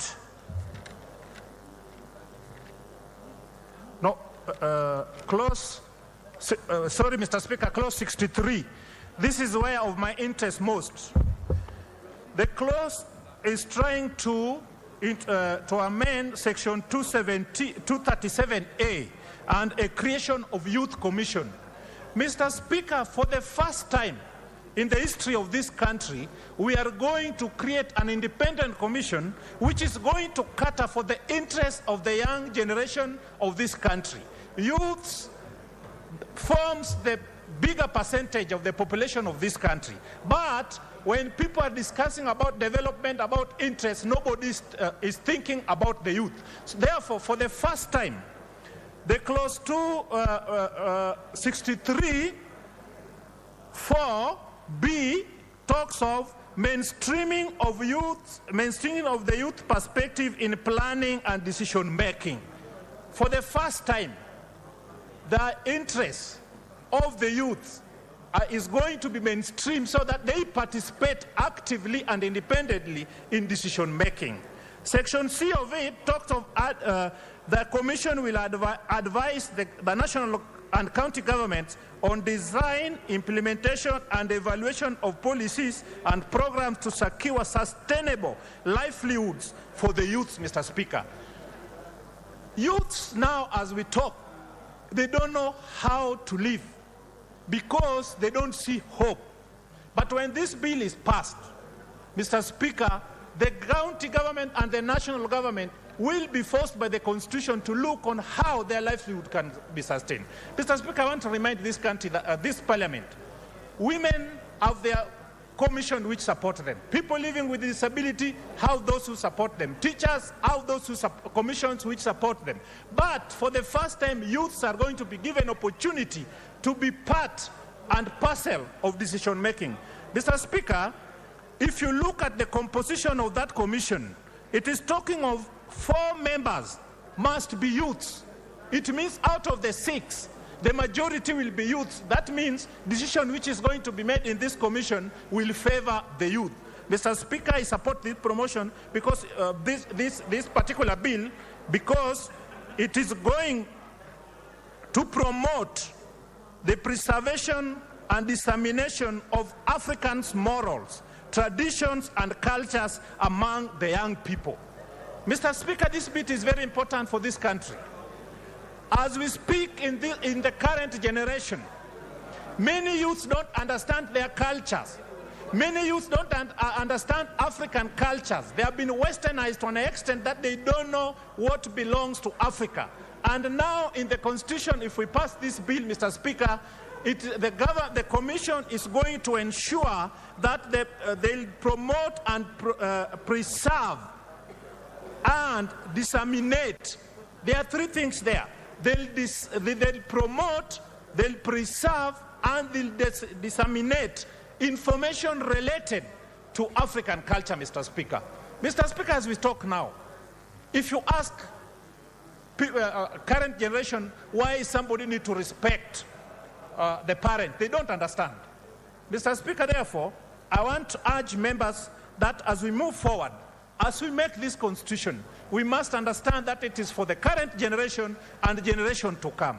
Opposing it is not a problem, because even I'm a Christian, Mr. Speaker, in the Bible, for things to work the way they are working now, it forced God, who is very merciful, to eject Lucifer from heaven and sent him to this country we are now on earth, so that things can be put in place for heaven to be real heaven. Therefore, those who are opposing these things, we encourage you, but I know, Mr. Speaker, when President Uhuru Kenyatta and Raila Amolo sit together, my friend, nobody can defeat their initiative. That one assurance I know. I discussed with the people of Sona West, and they told us that so long as Raila Amolo Odinga and Uhuru Kenyatta are supporting the initiative, they are going to vote for this particular, when it comes to referendum, they are going to vote 100% so that they can receive money for development, so that the youth can be, the youth's interest can be protected, so that what development fund can be protected.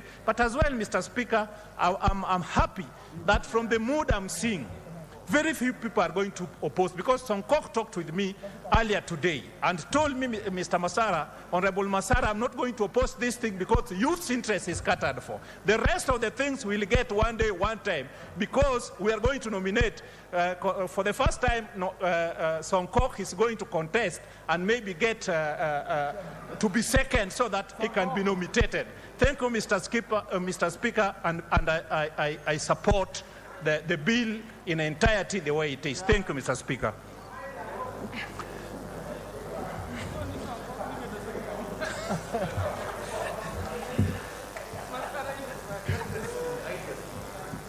What is it? What is it? What is it? Honorable Masara, you are done? You are done? Okay. Next in the list is Honorable Sotsi Godfrey. Thank you, Mr. Speaker. Mr. Speaker, thank you for the opportunity to contribute to this very historic motion of amending the Constitution of Kenya for the second time, Mr. Speaker. Mr. Speaker, first I will want to start by thanking the committee, the Joint Committee of Justice and Legal Affairs of both the National Assembly and Senate for the good work. Mr. Speaker, I've had an opportunity to go through this report, and this is one of the best reports that I've ever read in this House, Mr. Speaker, because they have tried to capture every small detail on this bill. They have tried to dissect every issue that required to be dissected.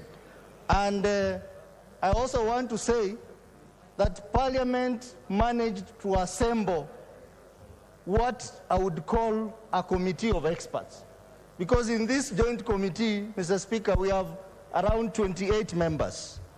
And out of that, 18 members are lawyers of huge reputation in this country.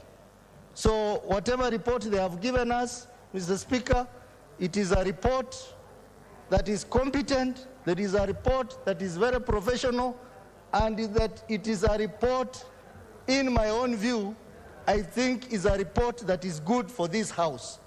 And I would encourage fellow members of Parliament, please take your time, read through this report, so that the contribution we make in this House, it should be informed by this report and not what other people are writing outside there.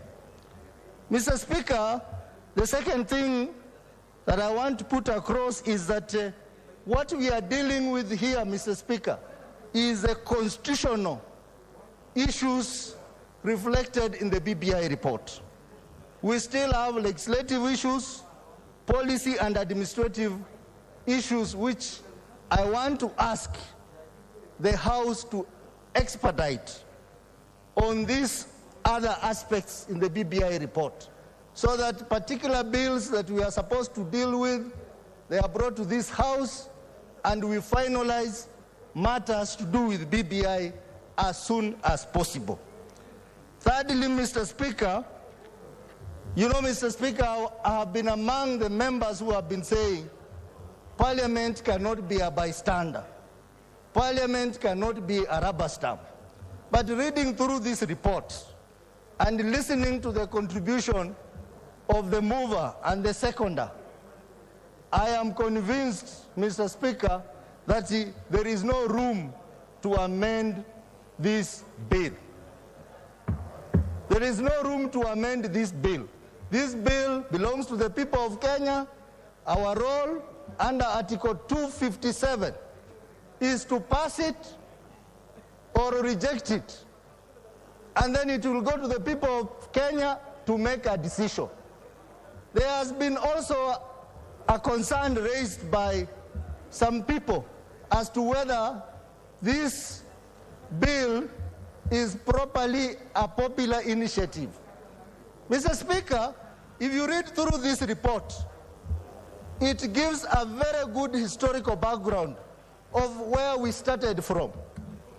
We started with the divisive election of 2017, where we had two leaders who got a cumulative votes of 15 million Kenyans supporting them. Then these two leaders, in their own wisdom, decided to shake hands in the handshake. And that handshake had an agreement signed, a joint communique between the two. That is where we started.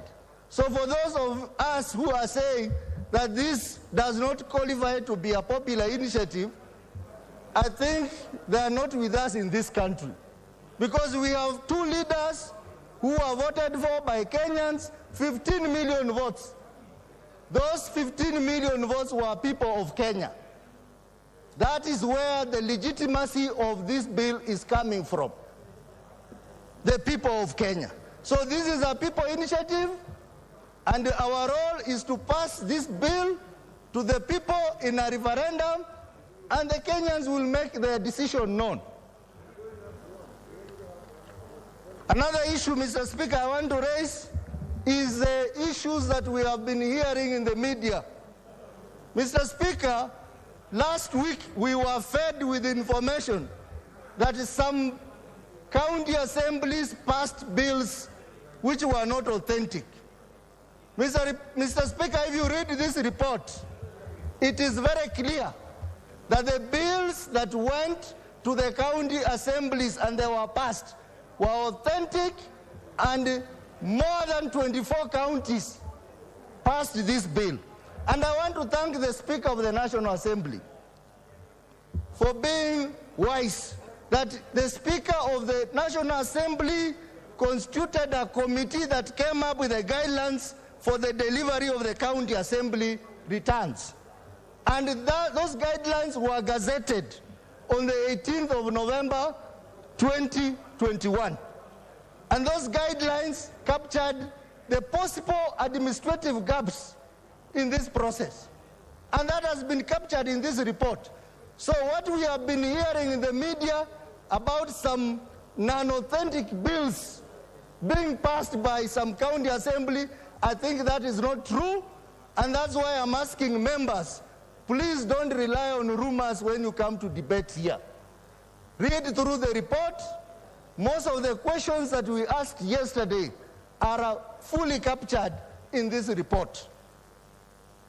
Mr. Speaker, I also want to talk about the issue of the sovereign powers of the people of Kenya, which is captured under Article 1 of the Constitution of Kenya, which is very clear that all sovereign power belongs to the people of Kenya and shall be exercised only in accordance with this Constitution. Second part of it says that that sovereign power will be exercised directly or through democratically elected representative of the people. Third part of it says that this sovereign power is delegated to 3 state organs. That is Parliament, National Executive, and Judiciary. Mr. Speaker, the Constitution under Article 94 gives this House the legislative authority, which is derived from the people of Kenya and vested and exercised by Parliament. Mr. Speaker, since we are not amending this bill, we are passing it as it is. It will not be right for any other individual or any other organ to shoot down the people's initiative.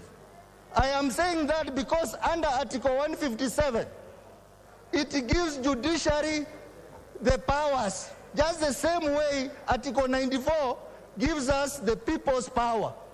So we also expect that the judiciary will also do the same and deliver this to the people of Kenya. Because it will be very unfair that Parliament that represents the people of Kenya passes a document without amendment, and then a judge, one person, or a bench of judges shoot down this initiative. It will be unfair, and I'm asking that our judiciary, now that we have a new Chief Justice, please let us not take Kenyans in circles. Let us give Kenyans what they want to have. If I go to the substance of the bill, Mr. Speaker, I wish to comment on Chapter 4, which talks about privacy of citizen personal data.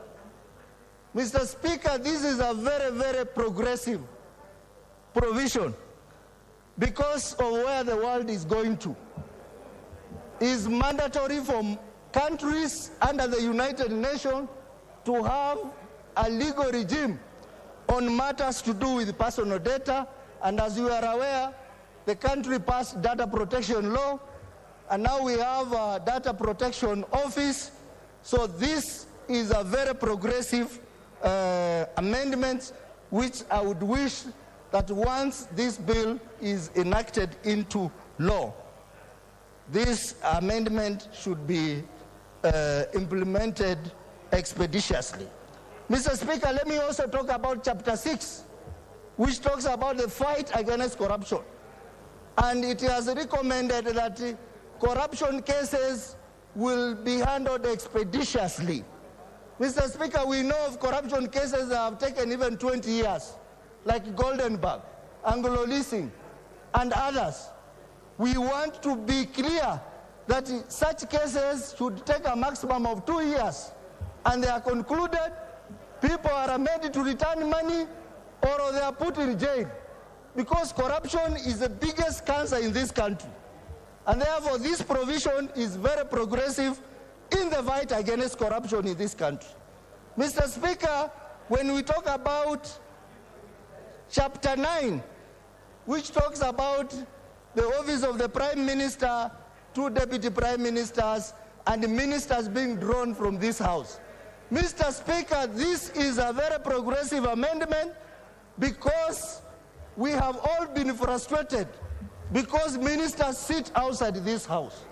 But now we are going to have a chance where a Prime Minister will sit in this House, we'll ask him questions, and we will also have ministers in this House who are going to be asked questions directly instead of waiting for months, years, for your issues to be dealt with. Mr. Speaker, I also want to talk about Chapter 11, which talks about an increase of shareable revenue from 15% to 35%. Mr. Speaker, this is again very progressive because our county systems, especially for smaller counties like where I come from, Vihiga, they are having challenges on issues of financial management. But with an increase into this amount, we are going to have counties operating almost seamlessly. And this is a very progressive amendment, Mr. Speaker. Talking about constituency, Mr. Speaker, which my colleagues have talked about here, Mr. Speaker, I managed to find out how the constituencies were being allocated. And I was told by one of the experts that they based the formula on population data. Population data to find out how many constituencies can be allocated to a county. And because there was an outcry that the Legality Commission may have given more county to some areas than others, so they were seeking to get a balance of what should have been, a shortfall of what should have been given. But how I thought that we should have used constituency data and not county data, because we have some constituencies which are big, but they are sandwiched with smaller constituencies in a county. For example, Mr. Speaker, where I come from, Vihiga County, we have a constituency called Hamisi constituency with a huge population, but it suffered because of low population of Vihiga County, and therefore it is not considered among the new constituencies to be considered for extra constituency. Mr. Speaker, even after this constitution is passed, IBC can still have an opportunity maybe in 2024 to create more or rationalize the areas which have been disadvantaged like Hamisi and others.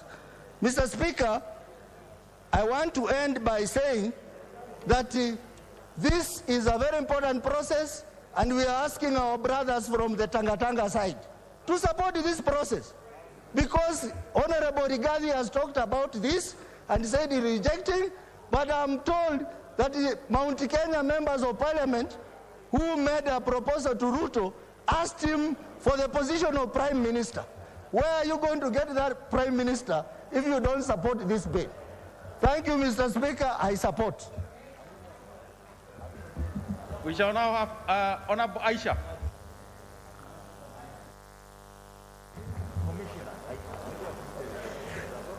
Asante sana Mr.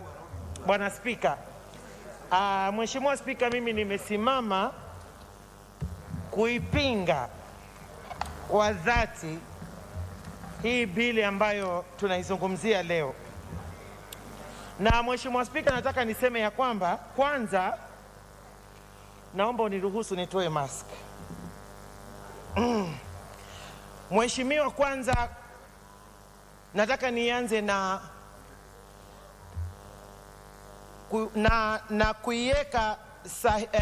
kuliweka vizuri swala la mchakato mzima kutoka mwanzo wake mpaka hapa tulipofikia, Bwana Spika, ya kwamba utaratibu wenyewe ambao ulitumika katika kufikia mahali tulipo hivi sasa kuwa na bill, ripoti zimekuwa katika hali ya kukanganyana kutoka Bomas 1, Bwana Spika, KICC, Bwana Spika, na Bomas 2.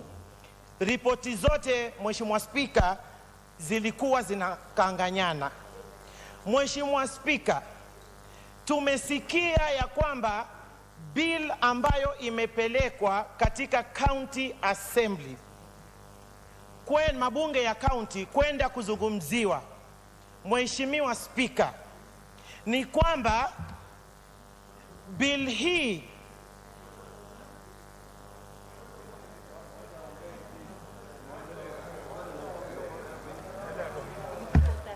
Asante. Proceed. Asante.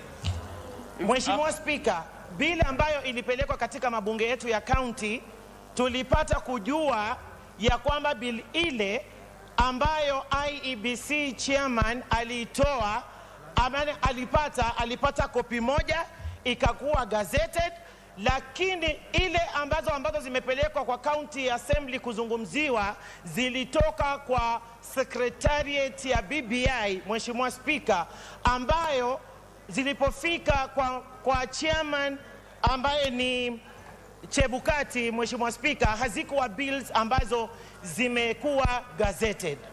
Mheshimiwa Spika, mimi nataka niseme ya kwamba hilo peke yake, Mheshimiwa Spika, inamaanisha kwamba tayari sheria ilikuwa imehujumiwa, kwa sababu zile bills ambazo zimefika kule katika mabunge yetu ya county, Mheshimiwa Spika, tumepata kujua nyingine zilikuwa sawa, nyingine hazikuwa sawa. Na kwa sababu hiyo, Mr. Speaker, mimi nataka niseme napinga, kwa sababu hatujui hata leo tukipitisha, sisi kama bunge tukipitisha, hakuna ukweli ambao ambao tuko nao ya kwamba bill hii tumepitisha na itakayoenda sasa labda kwa referendum ama kwa kura ya maoni, Mheshimiwa Spika, itakuwa iko sawa, kwa sababu inaonekana kuna bills nyingi ambazo kila leo inatolewa hii, kesho inatolewa ile. Kwa sababu hiyo, Mheshimiwa Spika, hakuna uaminifu katika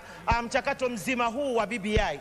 Mheshimiwa Spika, jambo ambalo mimi limenistajabisha si kwamba ati tumevunja sheria kama bunge, lakini ni jambo la aibu, Mheshimiwa Spika, kwamba kikao cha dharura, kikao hususan kinaweza kuitwa, wabunge wanaweza kuitwa kutoka kwa muhula wao wa mapumziko kuja kwa kikao cha dharura kuja kuzungumzia mchakato wa BBI, badala ya kuzungumzia matatizo yanayomwathiri mwananchi katika hali hii ngumu ya maisha katika nchi yetu ya Kenya.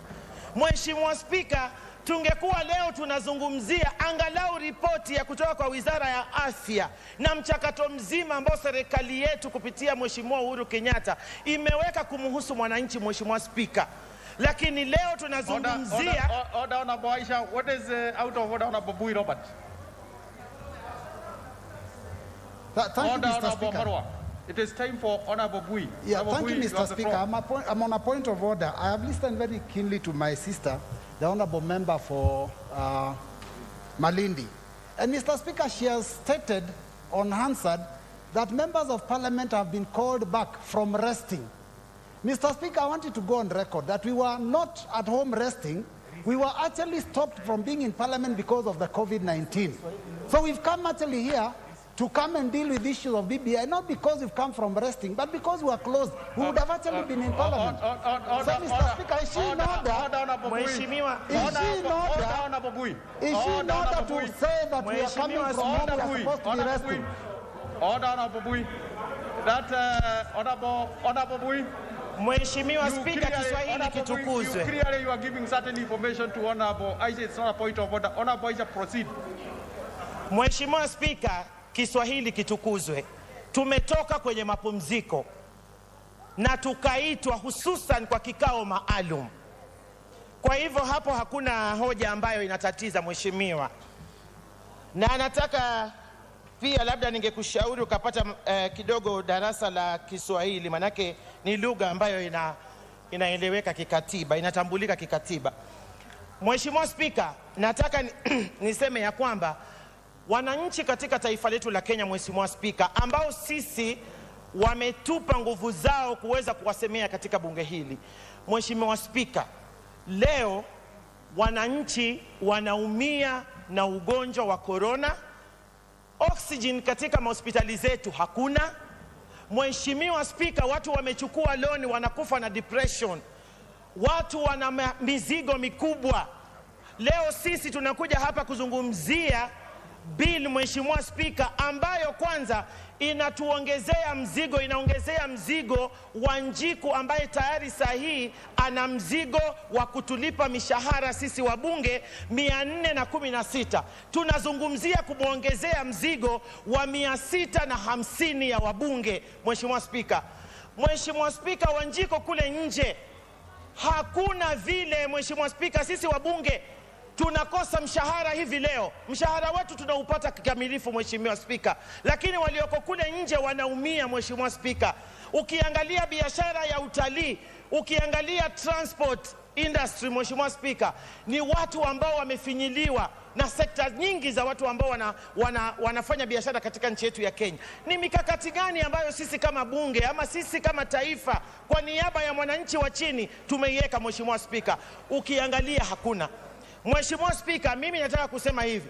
Biblia inasema katika kitabu cha Mathayo 6:33 kwamba tutafute ufalme wa mbinguni na vyote tutaongezewa. Lakini katika taifa la Kenya tunasikia ya kwamba tutafute BBI na mizigo yote tutaongezewa Mheshimiwa Spika. Tutaongezewa ushuru kwa sababu ya kulipa wabunge 650 Mheshimiwa Spika. Tutaongezewa mizigo ya kodi Mheshimiwa Spika. Ni jambo la kusikitisha sana. Tunapokaa hapa waheshimiwa, na waomba tufikirie mwananchi kwanza Mheshimiwa Spika. Hakuna, mimi naamini ya kwamba hakuna Mheshimiwa Spika aliyesema anahitaji wabunge 650 katika bunge la 13 linalokuja Mheshimiwa Spika. Ndio maana tunasema ripoti hii ama bill hii Mheshimiwa Spika ni ya kukataliwa na wananchi kule nje. Nina imani leo wananiona ya kwamba watakapopitisha watakaoumia ni wananchi. Sisi tutakuwa starehe hapa hata kama tuko 700 watatulipa. Kwa hivyo mimi nataka niseme wananchi kule nje wajipange na wajue ya kwamba huu ni mzigo wao, si mzigo wa wabunge ambao wamekaa starehe ndani ya bunge hili letu la taifa. Kwa hivyo mimi nataka niwasihi, wakati kama yote yataenda mpaka yawarudie wao, Mheshimiwa Spika, nataka niwaombe, nataka niongee na taifa ya kwamba huu mzigo hakuna atakayeutoa kwa mabega yao isipokuwa wao. Watakaoweza kufanya hivyo ni wananchi wenyewe. Asanteni sana. Next is Honorable Orekenta, member for Narok North. Thank you, Honorable Speaker. I'm greatly honored to get this opportunity to also contribute to this very historic motion. Honorable Speaker, the history of this country is full of instances and constitutional moments when this country really could have put things right. Honorable Speaker, just before independence, we had the Lancaster House Conference. And that was the conference that divided Kenya down the middle. And that was when land rights were actually destroyed. Because during that conference, lands that were supposed to go back to the people who are deprived of those lands were actually abrogated and denied by independent government. So that was the first time that the Kenyan lost the opportunity to actually bring all the Kenyans together. Honorable Speaker, after independence, there were piecemeal amendments. In 1996, there was the attempt to change the constitution to stop President Moi from taking over the leadership of this country. Fortunately, it failed because the founding president actually blocked it. In 1992, Honorable Speaker, there was the change of Section 2A of the Constitution to reintroduce multipartyism. Now, in 2010, we had the Constitution, which was very progressive, and it is still there, which was said to be 80% perfect and 20% problematic. And I think that was one of the issues that was supposed to be resolved. When we come to now, as my colleagues have said, this is a moment that must not pass us. And I would like to request my colleagues to debate this matter with the sobriety that is really meant for any leader worth his salt. Honorable Speaker, this is not a political competition at the moment. It's not a matter of who is right and who is wrong. It's a matter of how do we bring our people together? How do you ensure that that segregation that has been there for so long is actually vanquished? Honorable Speaker, I have heard of Wanjiko, and maybe I can also introduce Naserian for the Maasai people.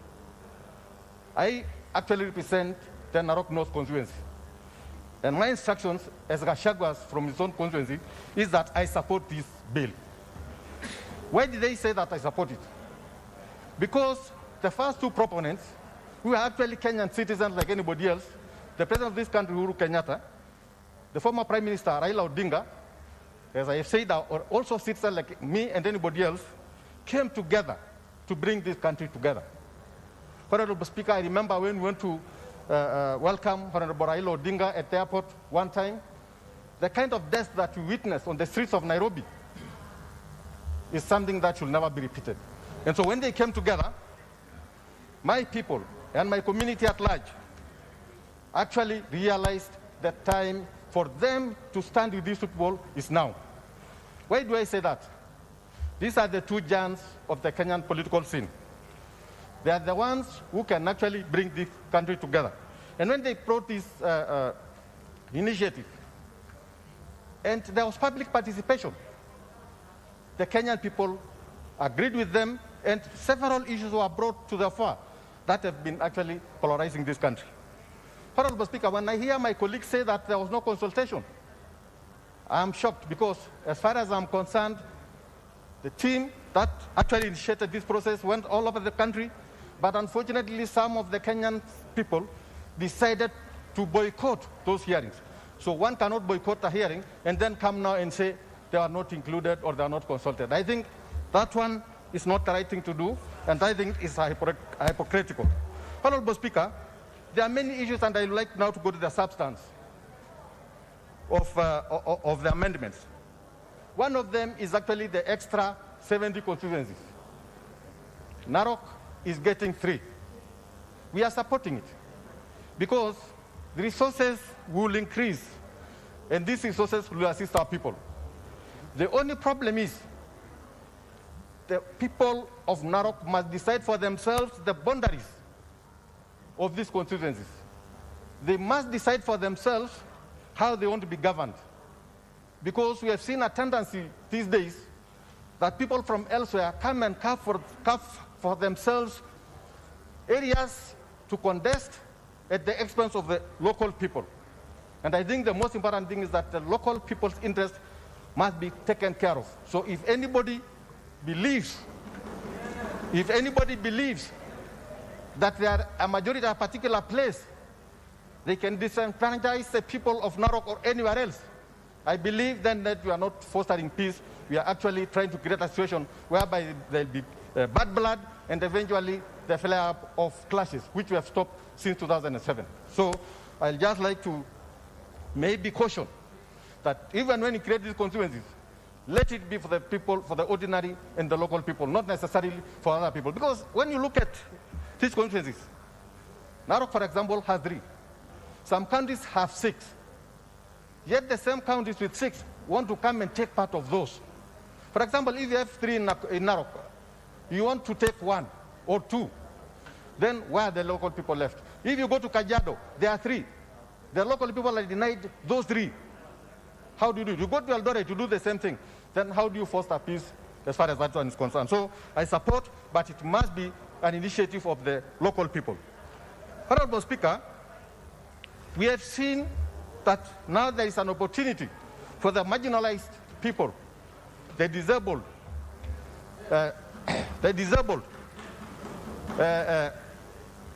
the women, or the women gender, and others, the Maasai, for example, who have been marginalized since independence, have a chance now to also play a bigger role as far as the issues affecting this country politically, economically, and socially. They now have a chance to actually also participate. So I believe if we can actually ensure, when it comes to employment, that each community, as long as somebody is qualified, gets an opportunity to serve the country, then I think there will be no reason for any misunderstanding. Because let us be honest, there is something that destroys a country. The moment there is an opportunity of employment, and it's the same names that appear in every employment opportunity, then I think it creates a situation whereby some people feel, or some communities feel, that they've been left out. Because you must realize we are equal as far as this is concerned. So when you talk about cohesion, it's important that from now on, we ensure that this constitution protects each equally. Because let us also look at it this way. We can make constitutions, and if there is no goodwill on the part of the leadership to ensure that what they do is constitutional, then of course it will be meaningless. Because what is important is the applicability, is the implementation of those things to affect and to benefit all Kenyans, not necessarily a particular section. Honorable Speaker, we have talked about peace. We have talked about peace. And peace can only be there if there is justice, if there is fair play. Like, for example, in the last election, there was a clear manifestation of rigging, whereby people were deciding, we want to elect so-and-so, and somebody else there manipulates the computer and makes his own appointment as far as this is concerned. So what happens in such situations? So we must ensure that the electoral process is fair, it is just, and the choice of the people is respected, not the choice of political pundits. When it comes to the issue of leadership, Honorable Speaker, we have said severally here and elsewhere that we have lost leadership as far as the cabinet is concerned. Why am I saying that? The ordinary person cannot access a cabinet secretary because this one is a stranger. It is somebody who has come from nowhere. He has no link and he has no connection with the people of Kenya.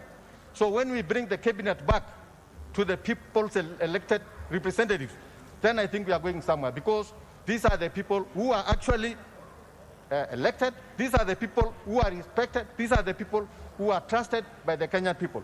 So I think the issue of bringing the cabinet back to Parliament is one of the things that has been the view and has been the wish of most of the Kenyan people.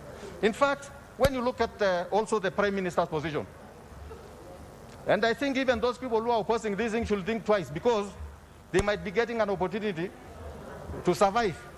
Because when you look at the leader of opposition, that person is going to be number 3 in Parliament.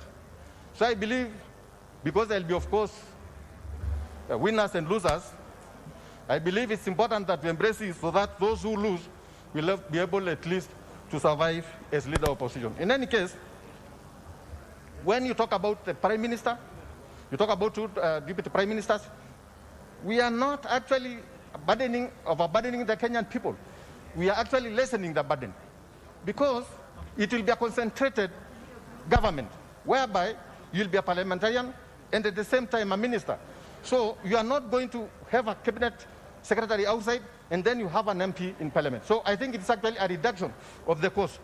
And it will also expand the opportunities for many Kenyans. Because if, for example, the president is from Central or from Rift Valley or from elsewhere, then of course the people of the coast will get an opportunity to either have a prime minister or a deputy prime minister or something like that. So you will realize that there is a bigger pool to tap from. And this one will actually bring satisfaction to the people. Honorable Speaker, there is the issue of counties. We always say that we have brought services, or we have taken services closer to the people. I know with good management, the kind of resources we are now taking back to the counties will ensure that the resources in this country actually reach the electorate down there. The wards are actually the axis of development. It's a political axis of any county, and MCAs have actually been delegated to the periphery by governors. So when we give them a certain amount of money, 35% ward allocation, then of course now they'll be able to do something.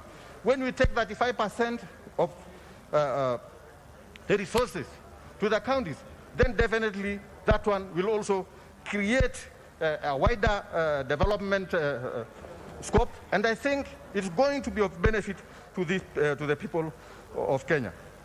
We have also talked about the issue of petitions, and I think when you expand the time for the petitions against the president being heard within 30 days, then of course it will ensure that there is adequate preparation for the resolution of this matter. And actually there will be no unnecessary tension, there will be no unnecessary delay in determining these matters, and it's actually going to make Kenya a bit peaceful as such. There is also the issue of petitions from parliamentarian such. In fact, when you drag, for example, an elected member of parliament through the processes from the High Court to the Court of Appeal to the Supreme Court, you are destroying that person financially and even politically. So I think the fact that we are going to have this matter finalized at the Court of Appeal really means that it will save a lot of resources and time to determine these matters. Honorable Speaker, in closing, I would like to just say that my colleagues who are with us, those who are not siding with us, must come to the realization that these constitutional amendments are of benefit to this country. They are not politically motivated, and we should actually stand and say, as the Kenyan Parliament, this is what our people want, not this is what our masters want. Thank you, Honorable Speaker.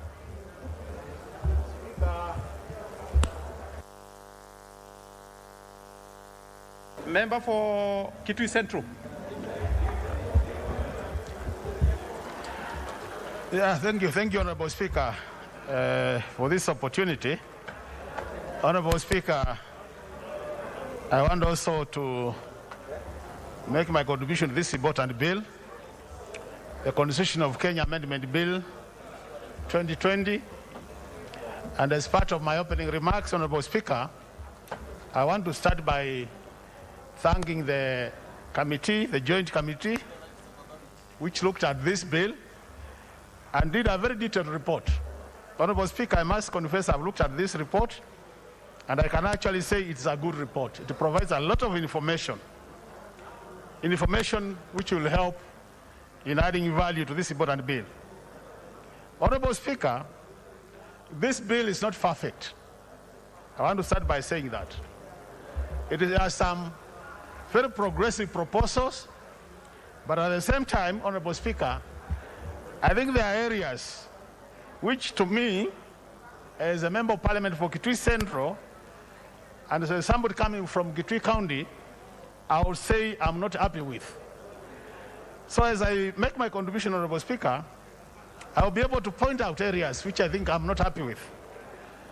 I want to start, Honorable Speaker, with Clause 3 of this bill. Clause 3 of this bill, Honorable Speaker, talks about economy and shared prosperity. Honorable Speaker, if you look at the history of this country and try to analyze why some Kenyans say they don't belong to this country, is because of what I would call inequitable distribution of national resources. And to me, Honorable Speaker, this is one of the things which have meant a number of Kenyans feel like being marginalized. When you look at Clause 3, the issue of economy and shared prosperity, Honorable Speaker, to me this is very progressive. Honorable Speaker, I want to state in this House that the county where I come from, Kitui County, we have been having a Class B road, which has remained untarmacked since independence. It is only this year, Honorable Speaker, now that this road has been done. And Honorable Speaker, I must say, really appreciate His Excellency Uhuru Kenyatta for seeing the need to tarmac this road, because his government has supported tarmacking of this road. So, Honorable Speaker, and I see this clause talking about shared prosperity. To me, it makes a lot of sense. And this is very attractive to me and the people I lead, Honorable Speaker. Because, Honorable Speaker, if you look at Part C of that clause, it talks about sustainable sources of livelihood. It says the state shall promote sustainable sources of livelihood, including agriculture, pastoralism, and the blue economy. And the D of it says the state will promote, or shall, meaning it's mandatory, promote an economic system that supports small and micro enterprises. Honorable Speaker, our country is very rich with mineral resources, Honorable Speaker, and they are not exploited. So to me, when I look at this clause, the clause is saying the state shall make sure that these resources are exploited for the benefit of our people. And to me, this is very attractive, and I will be supporting this bill because of this particular clause, because it's going to empower our people economically, and it's going to be really of much help to our people. Honorable Speaker, the other matter I want to raise is the matter of representation, Honorable Speaker. We have been told we are increasing the number of MPs to 360. Some members are saying to go to about 600 and that. And there's this argument, Honorable Speaker, about the cost of these positions. And Honorable Speaker, I think we need to be honest as honorable members. People need to take time and do a proper analysis of this proposal matters cost. Because, Honorable Speaker, from where I sit and where I stand, Honorable Speaker, when you analyze the cost implication of these additional positions, Honorable Speaker, there are high chances that actually the country will be saving money. And this can be proved through analysis of data, Honorable Speaker. Because we are saying we are now bringing ministers to this house and assistant ministers to this house, Honorable Speaker, and the truth of the matter is this will be members of parliament. So they will only get additional allowance possibly when they become ministers. And we'll be doing away with the 22 CSs who are earning full salary, Honorable Speaker. We'll be doing away with 42 chief administrative secretaries who are earning salaries. And if you do that mathematics quickly, Honorable Speaker, there are high chances that actually you'll be saving. And I've taken time to look at this salary. And I must say, Honorable Speaker, at the end of the day, Honorable Speaker, the issue of cost to me should really not be a major issue. Because when you look at the total budget, Honorable Speaker, this parliament, at the end of the day, hardly takes more than 1.5% of the total budget. So, looking at that, Honorable Speaker, to me, I think the issue of cost doesn't make sense to me much. And thus I want to tie that, Honorable Speaker, with the issue of corruption. The Auditor General, Honorable Speaker, every year informs this House that we lose about a third of our budget, which is about $1 trillion, Honorable Speaker, to misapplication, misdirection, and corruption issues, Honorable Speaker. And if we were to sort out the issues of corruption, Honorable Speaker, even the 10 billion we're talking about, the referendum, Honorable Speaker, will be a drop in the sea. Because, Honorable Speaker, much more money is being spent or misused through corruption as compared to what we are likely to use to take care of this document. And all said and done, Honorable Speaker, we are talking about promoting peace and unity of this country. I don't see us achieving that, Honorable Speaker, by having Kenyans having no sense of belonging, that we belong to this country, because the more we remain divided, Honorable Speaker, as a country, the more we are likely to continue losing resources.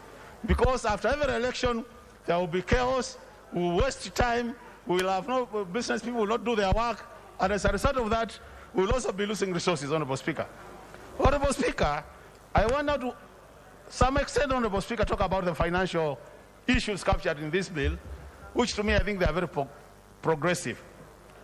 Honorable Speaker, if you look at clause 12, it talks about the Senate taking over the issue of ensuring accountability in terms of county own revenue-generated resources, Honorable Speaker.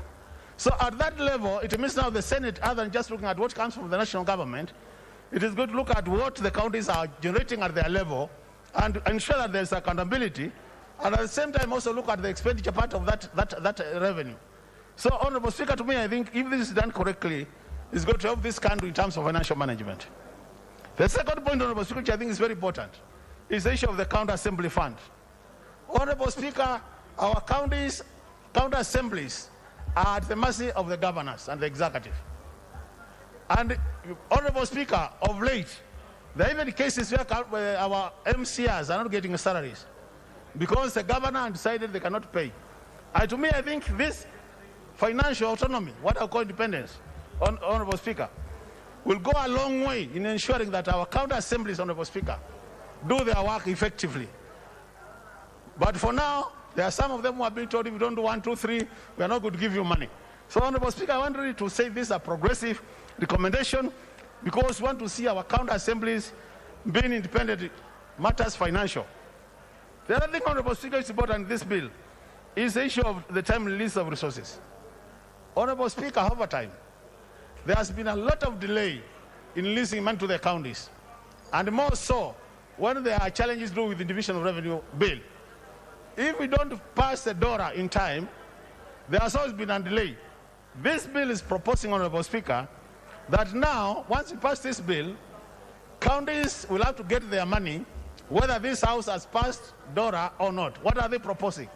They are proposing, if there's a delay in passing DORA, then counties should be able to be given money on the basis of 50% of what was allocated in the previous year. And to me, I think this sorts the issue of the delay. The other thing is happening, Honorable Speaker, I think is important, is also the issue of the CARA. They are saying where the county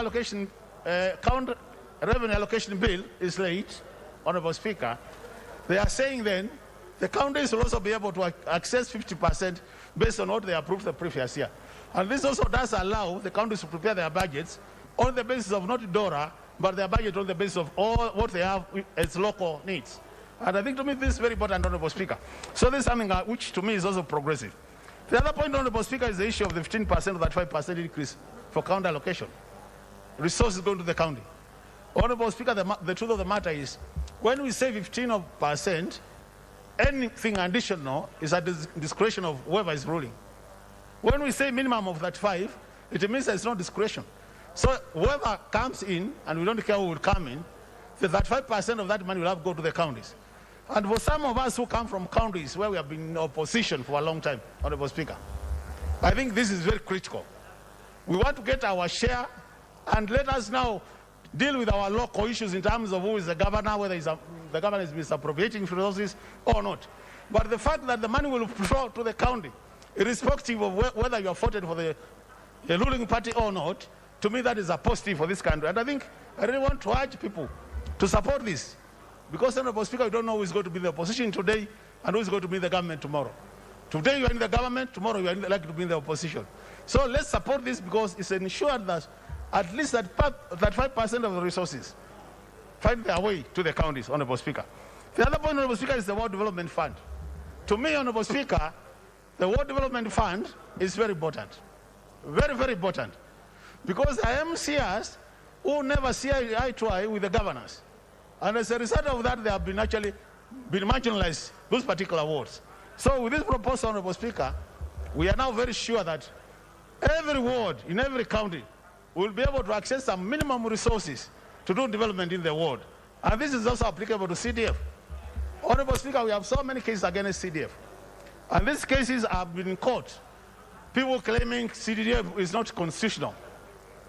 Now that we are pushing CDF to be part of the Constitution, that is now Clause 52, Honorable Speaker, of this bill, by the fact that we pass this Clause 52, then nobody will go to court claiming CDF is not constitutional. And to me, Mr. Speaker, I still believe, as a Kenyan, CDF still remains the most effective fund in terms of ensuring that Kenyans get value for money for all the development projects and programs.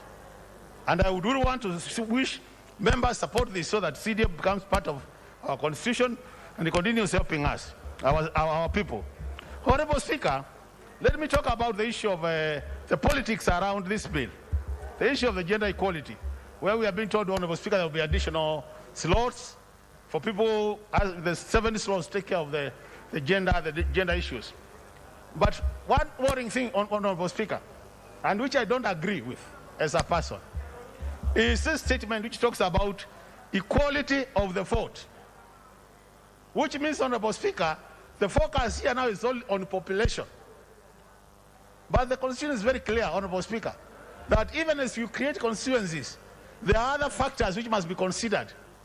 Area of what we call geographical area, and even other factors which are in the Constitution.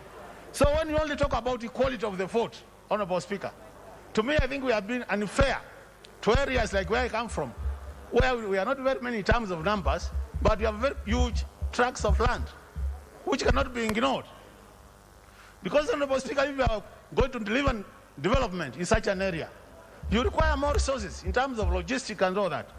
The other thing, Honorable Speaker, and this is what I don't agree is, Honorable Speaker, personally I don't agree with this Schedule 2.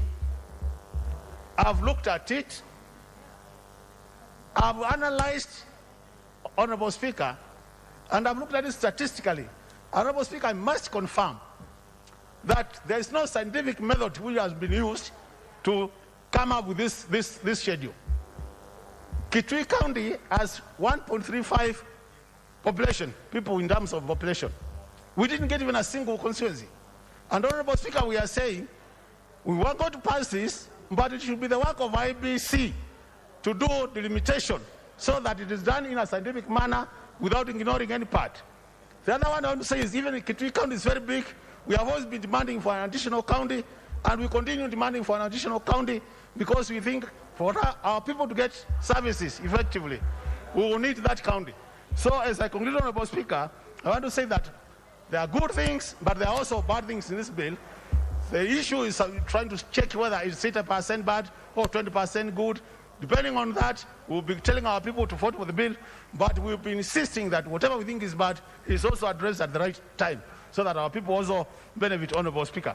So with those many remarks, Honorable Speaker, because I can see time is becoming an issue, I want to say, Honorable Speaker. Very well. Honorable Mwashako, member for Udai.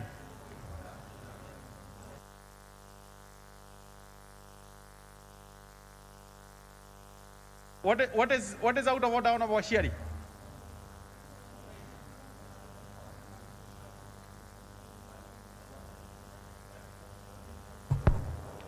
Thank you, Honorable Speaker. Honorable Speaker, you may.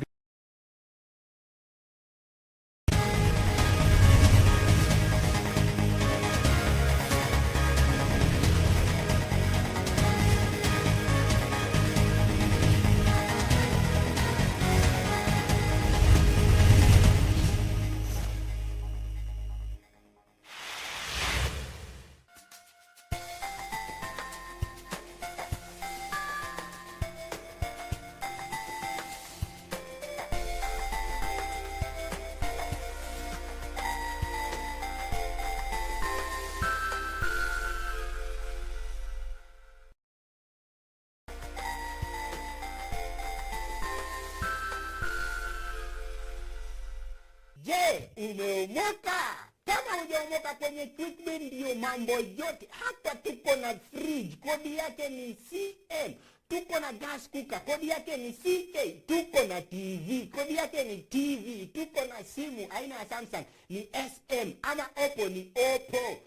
My friend, mahali popote unanitazama, eka hizo kodi zake kisha utume kwa 4032353. 4032353. Alafu utakuwa unaomoka na hizi bidhaa. Kumbuka kwenye Quickbit ni bila bora zaidi kwa bei ya chini kwa chini.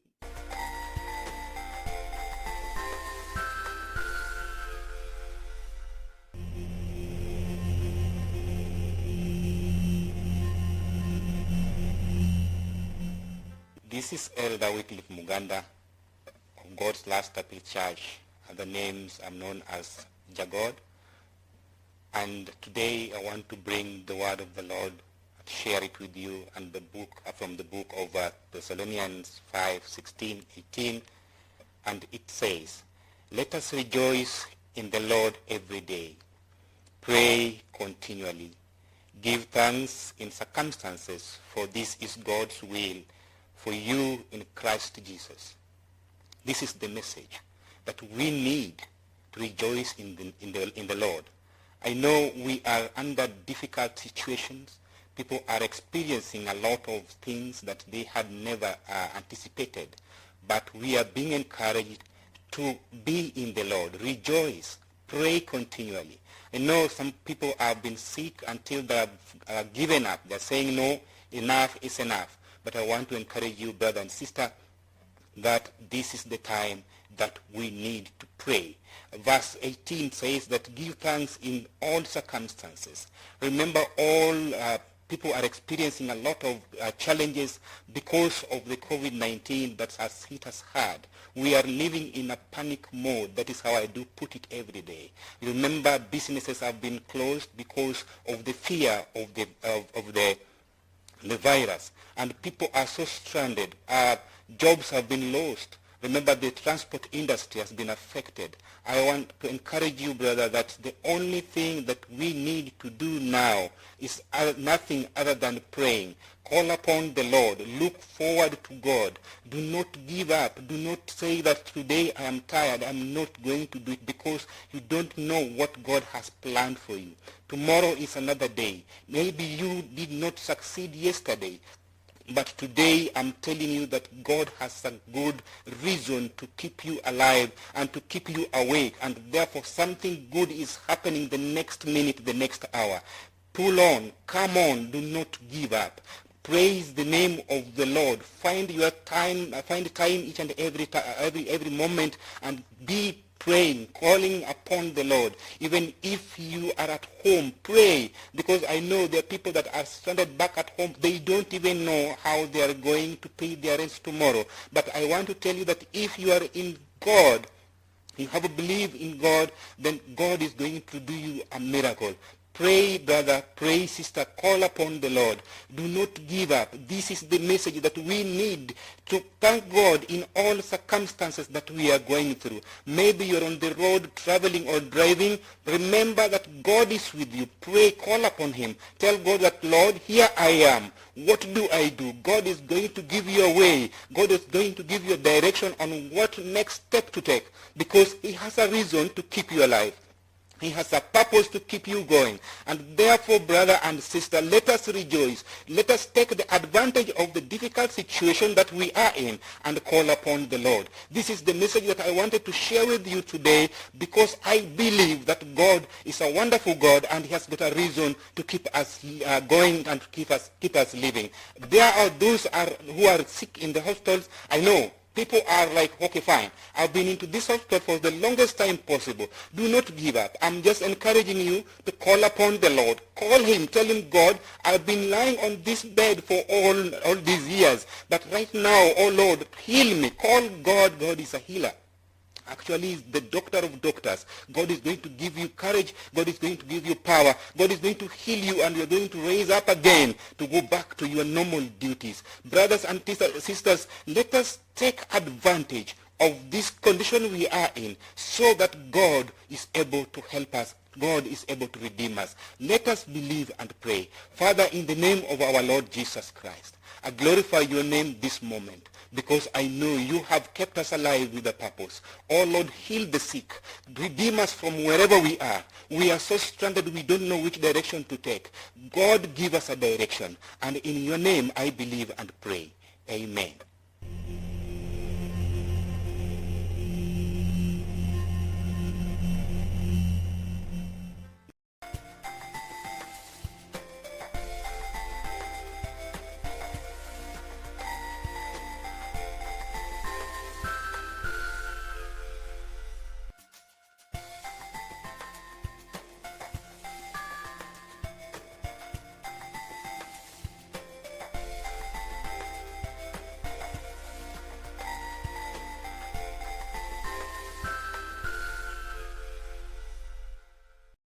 It is not about class or notability, but determination. In the second round, second division Holstein Kia surmounted all odds to reach the semi-finals of DFB Pokal. They now face 4 times DFB Pokal winners Borussia Dortmund. Is there a massive shock in the offing? This is a tie to behold at Signal Iduna Park on Saturday, the 1st of May 2021 at 9:30 p.m. Live and exclusive on KBC Channel 1, your true sport partner.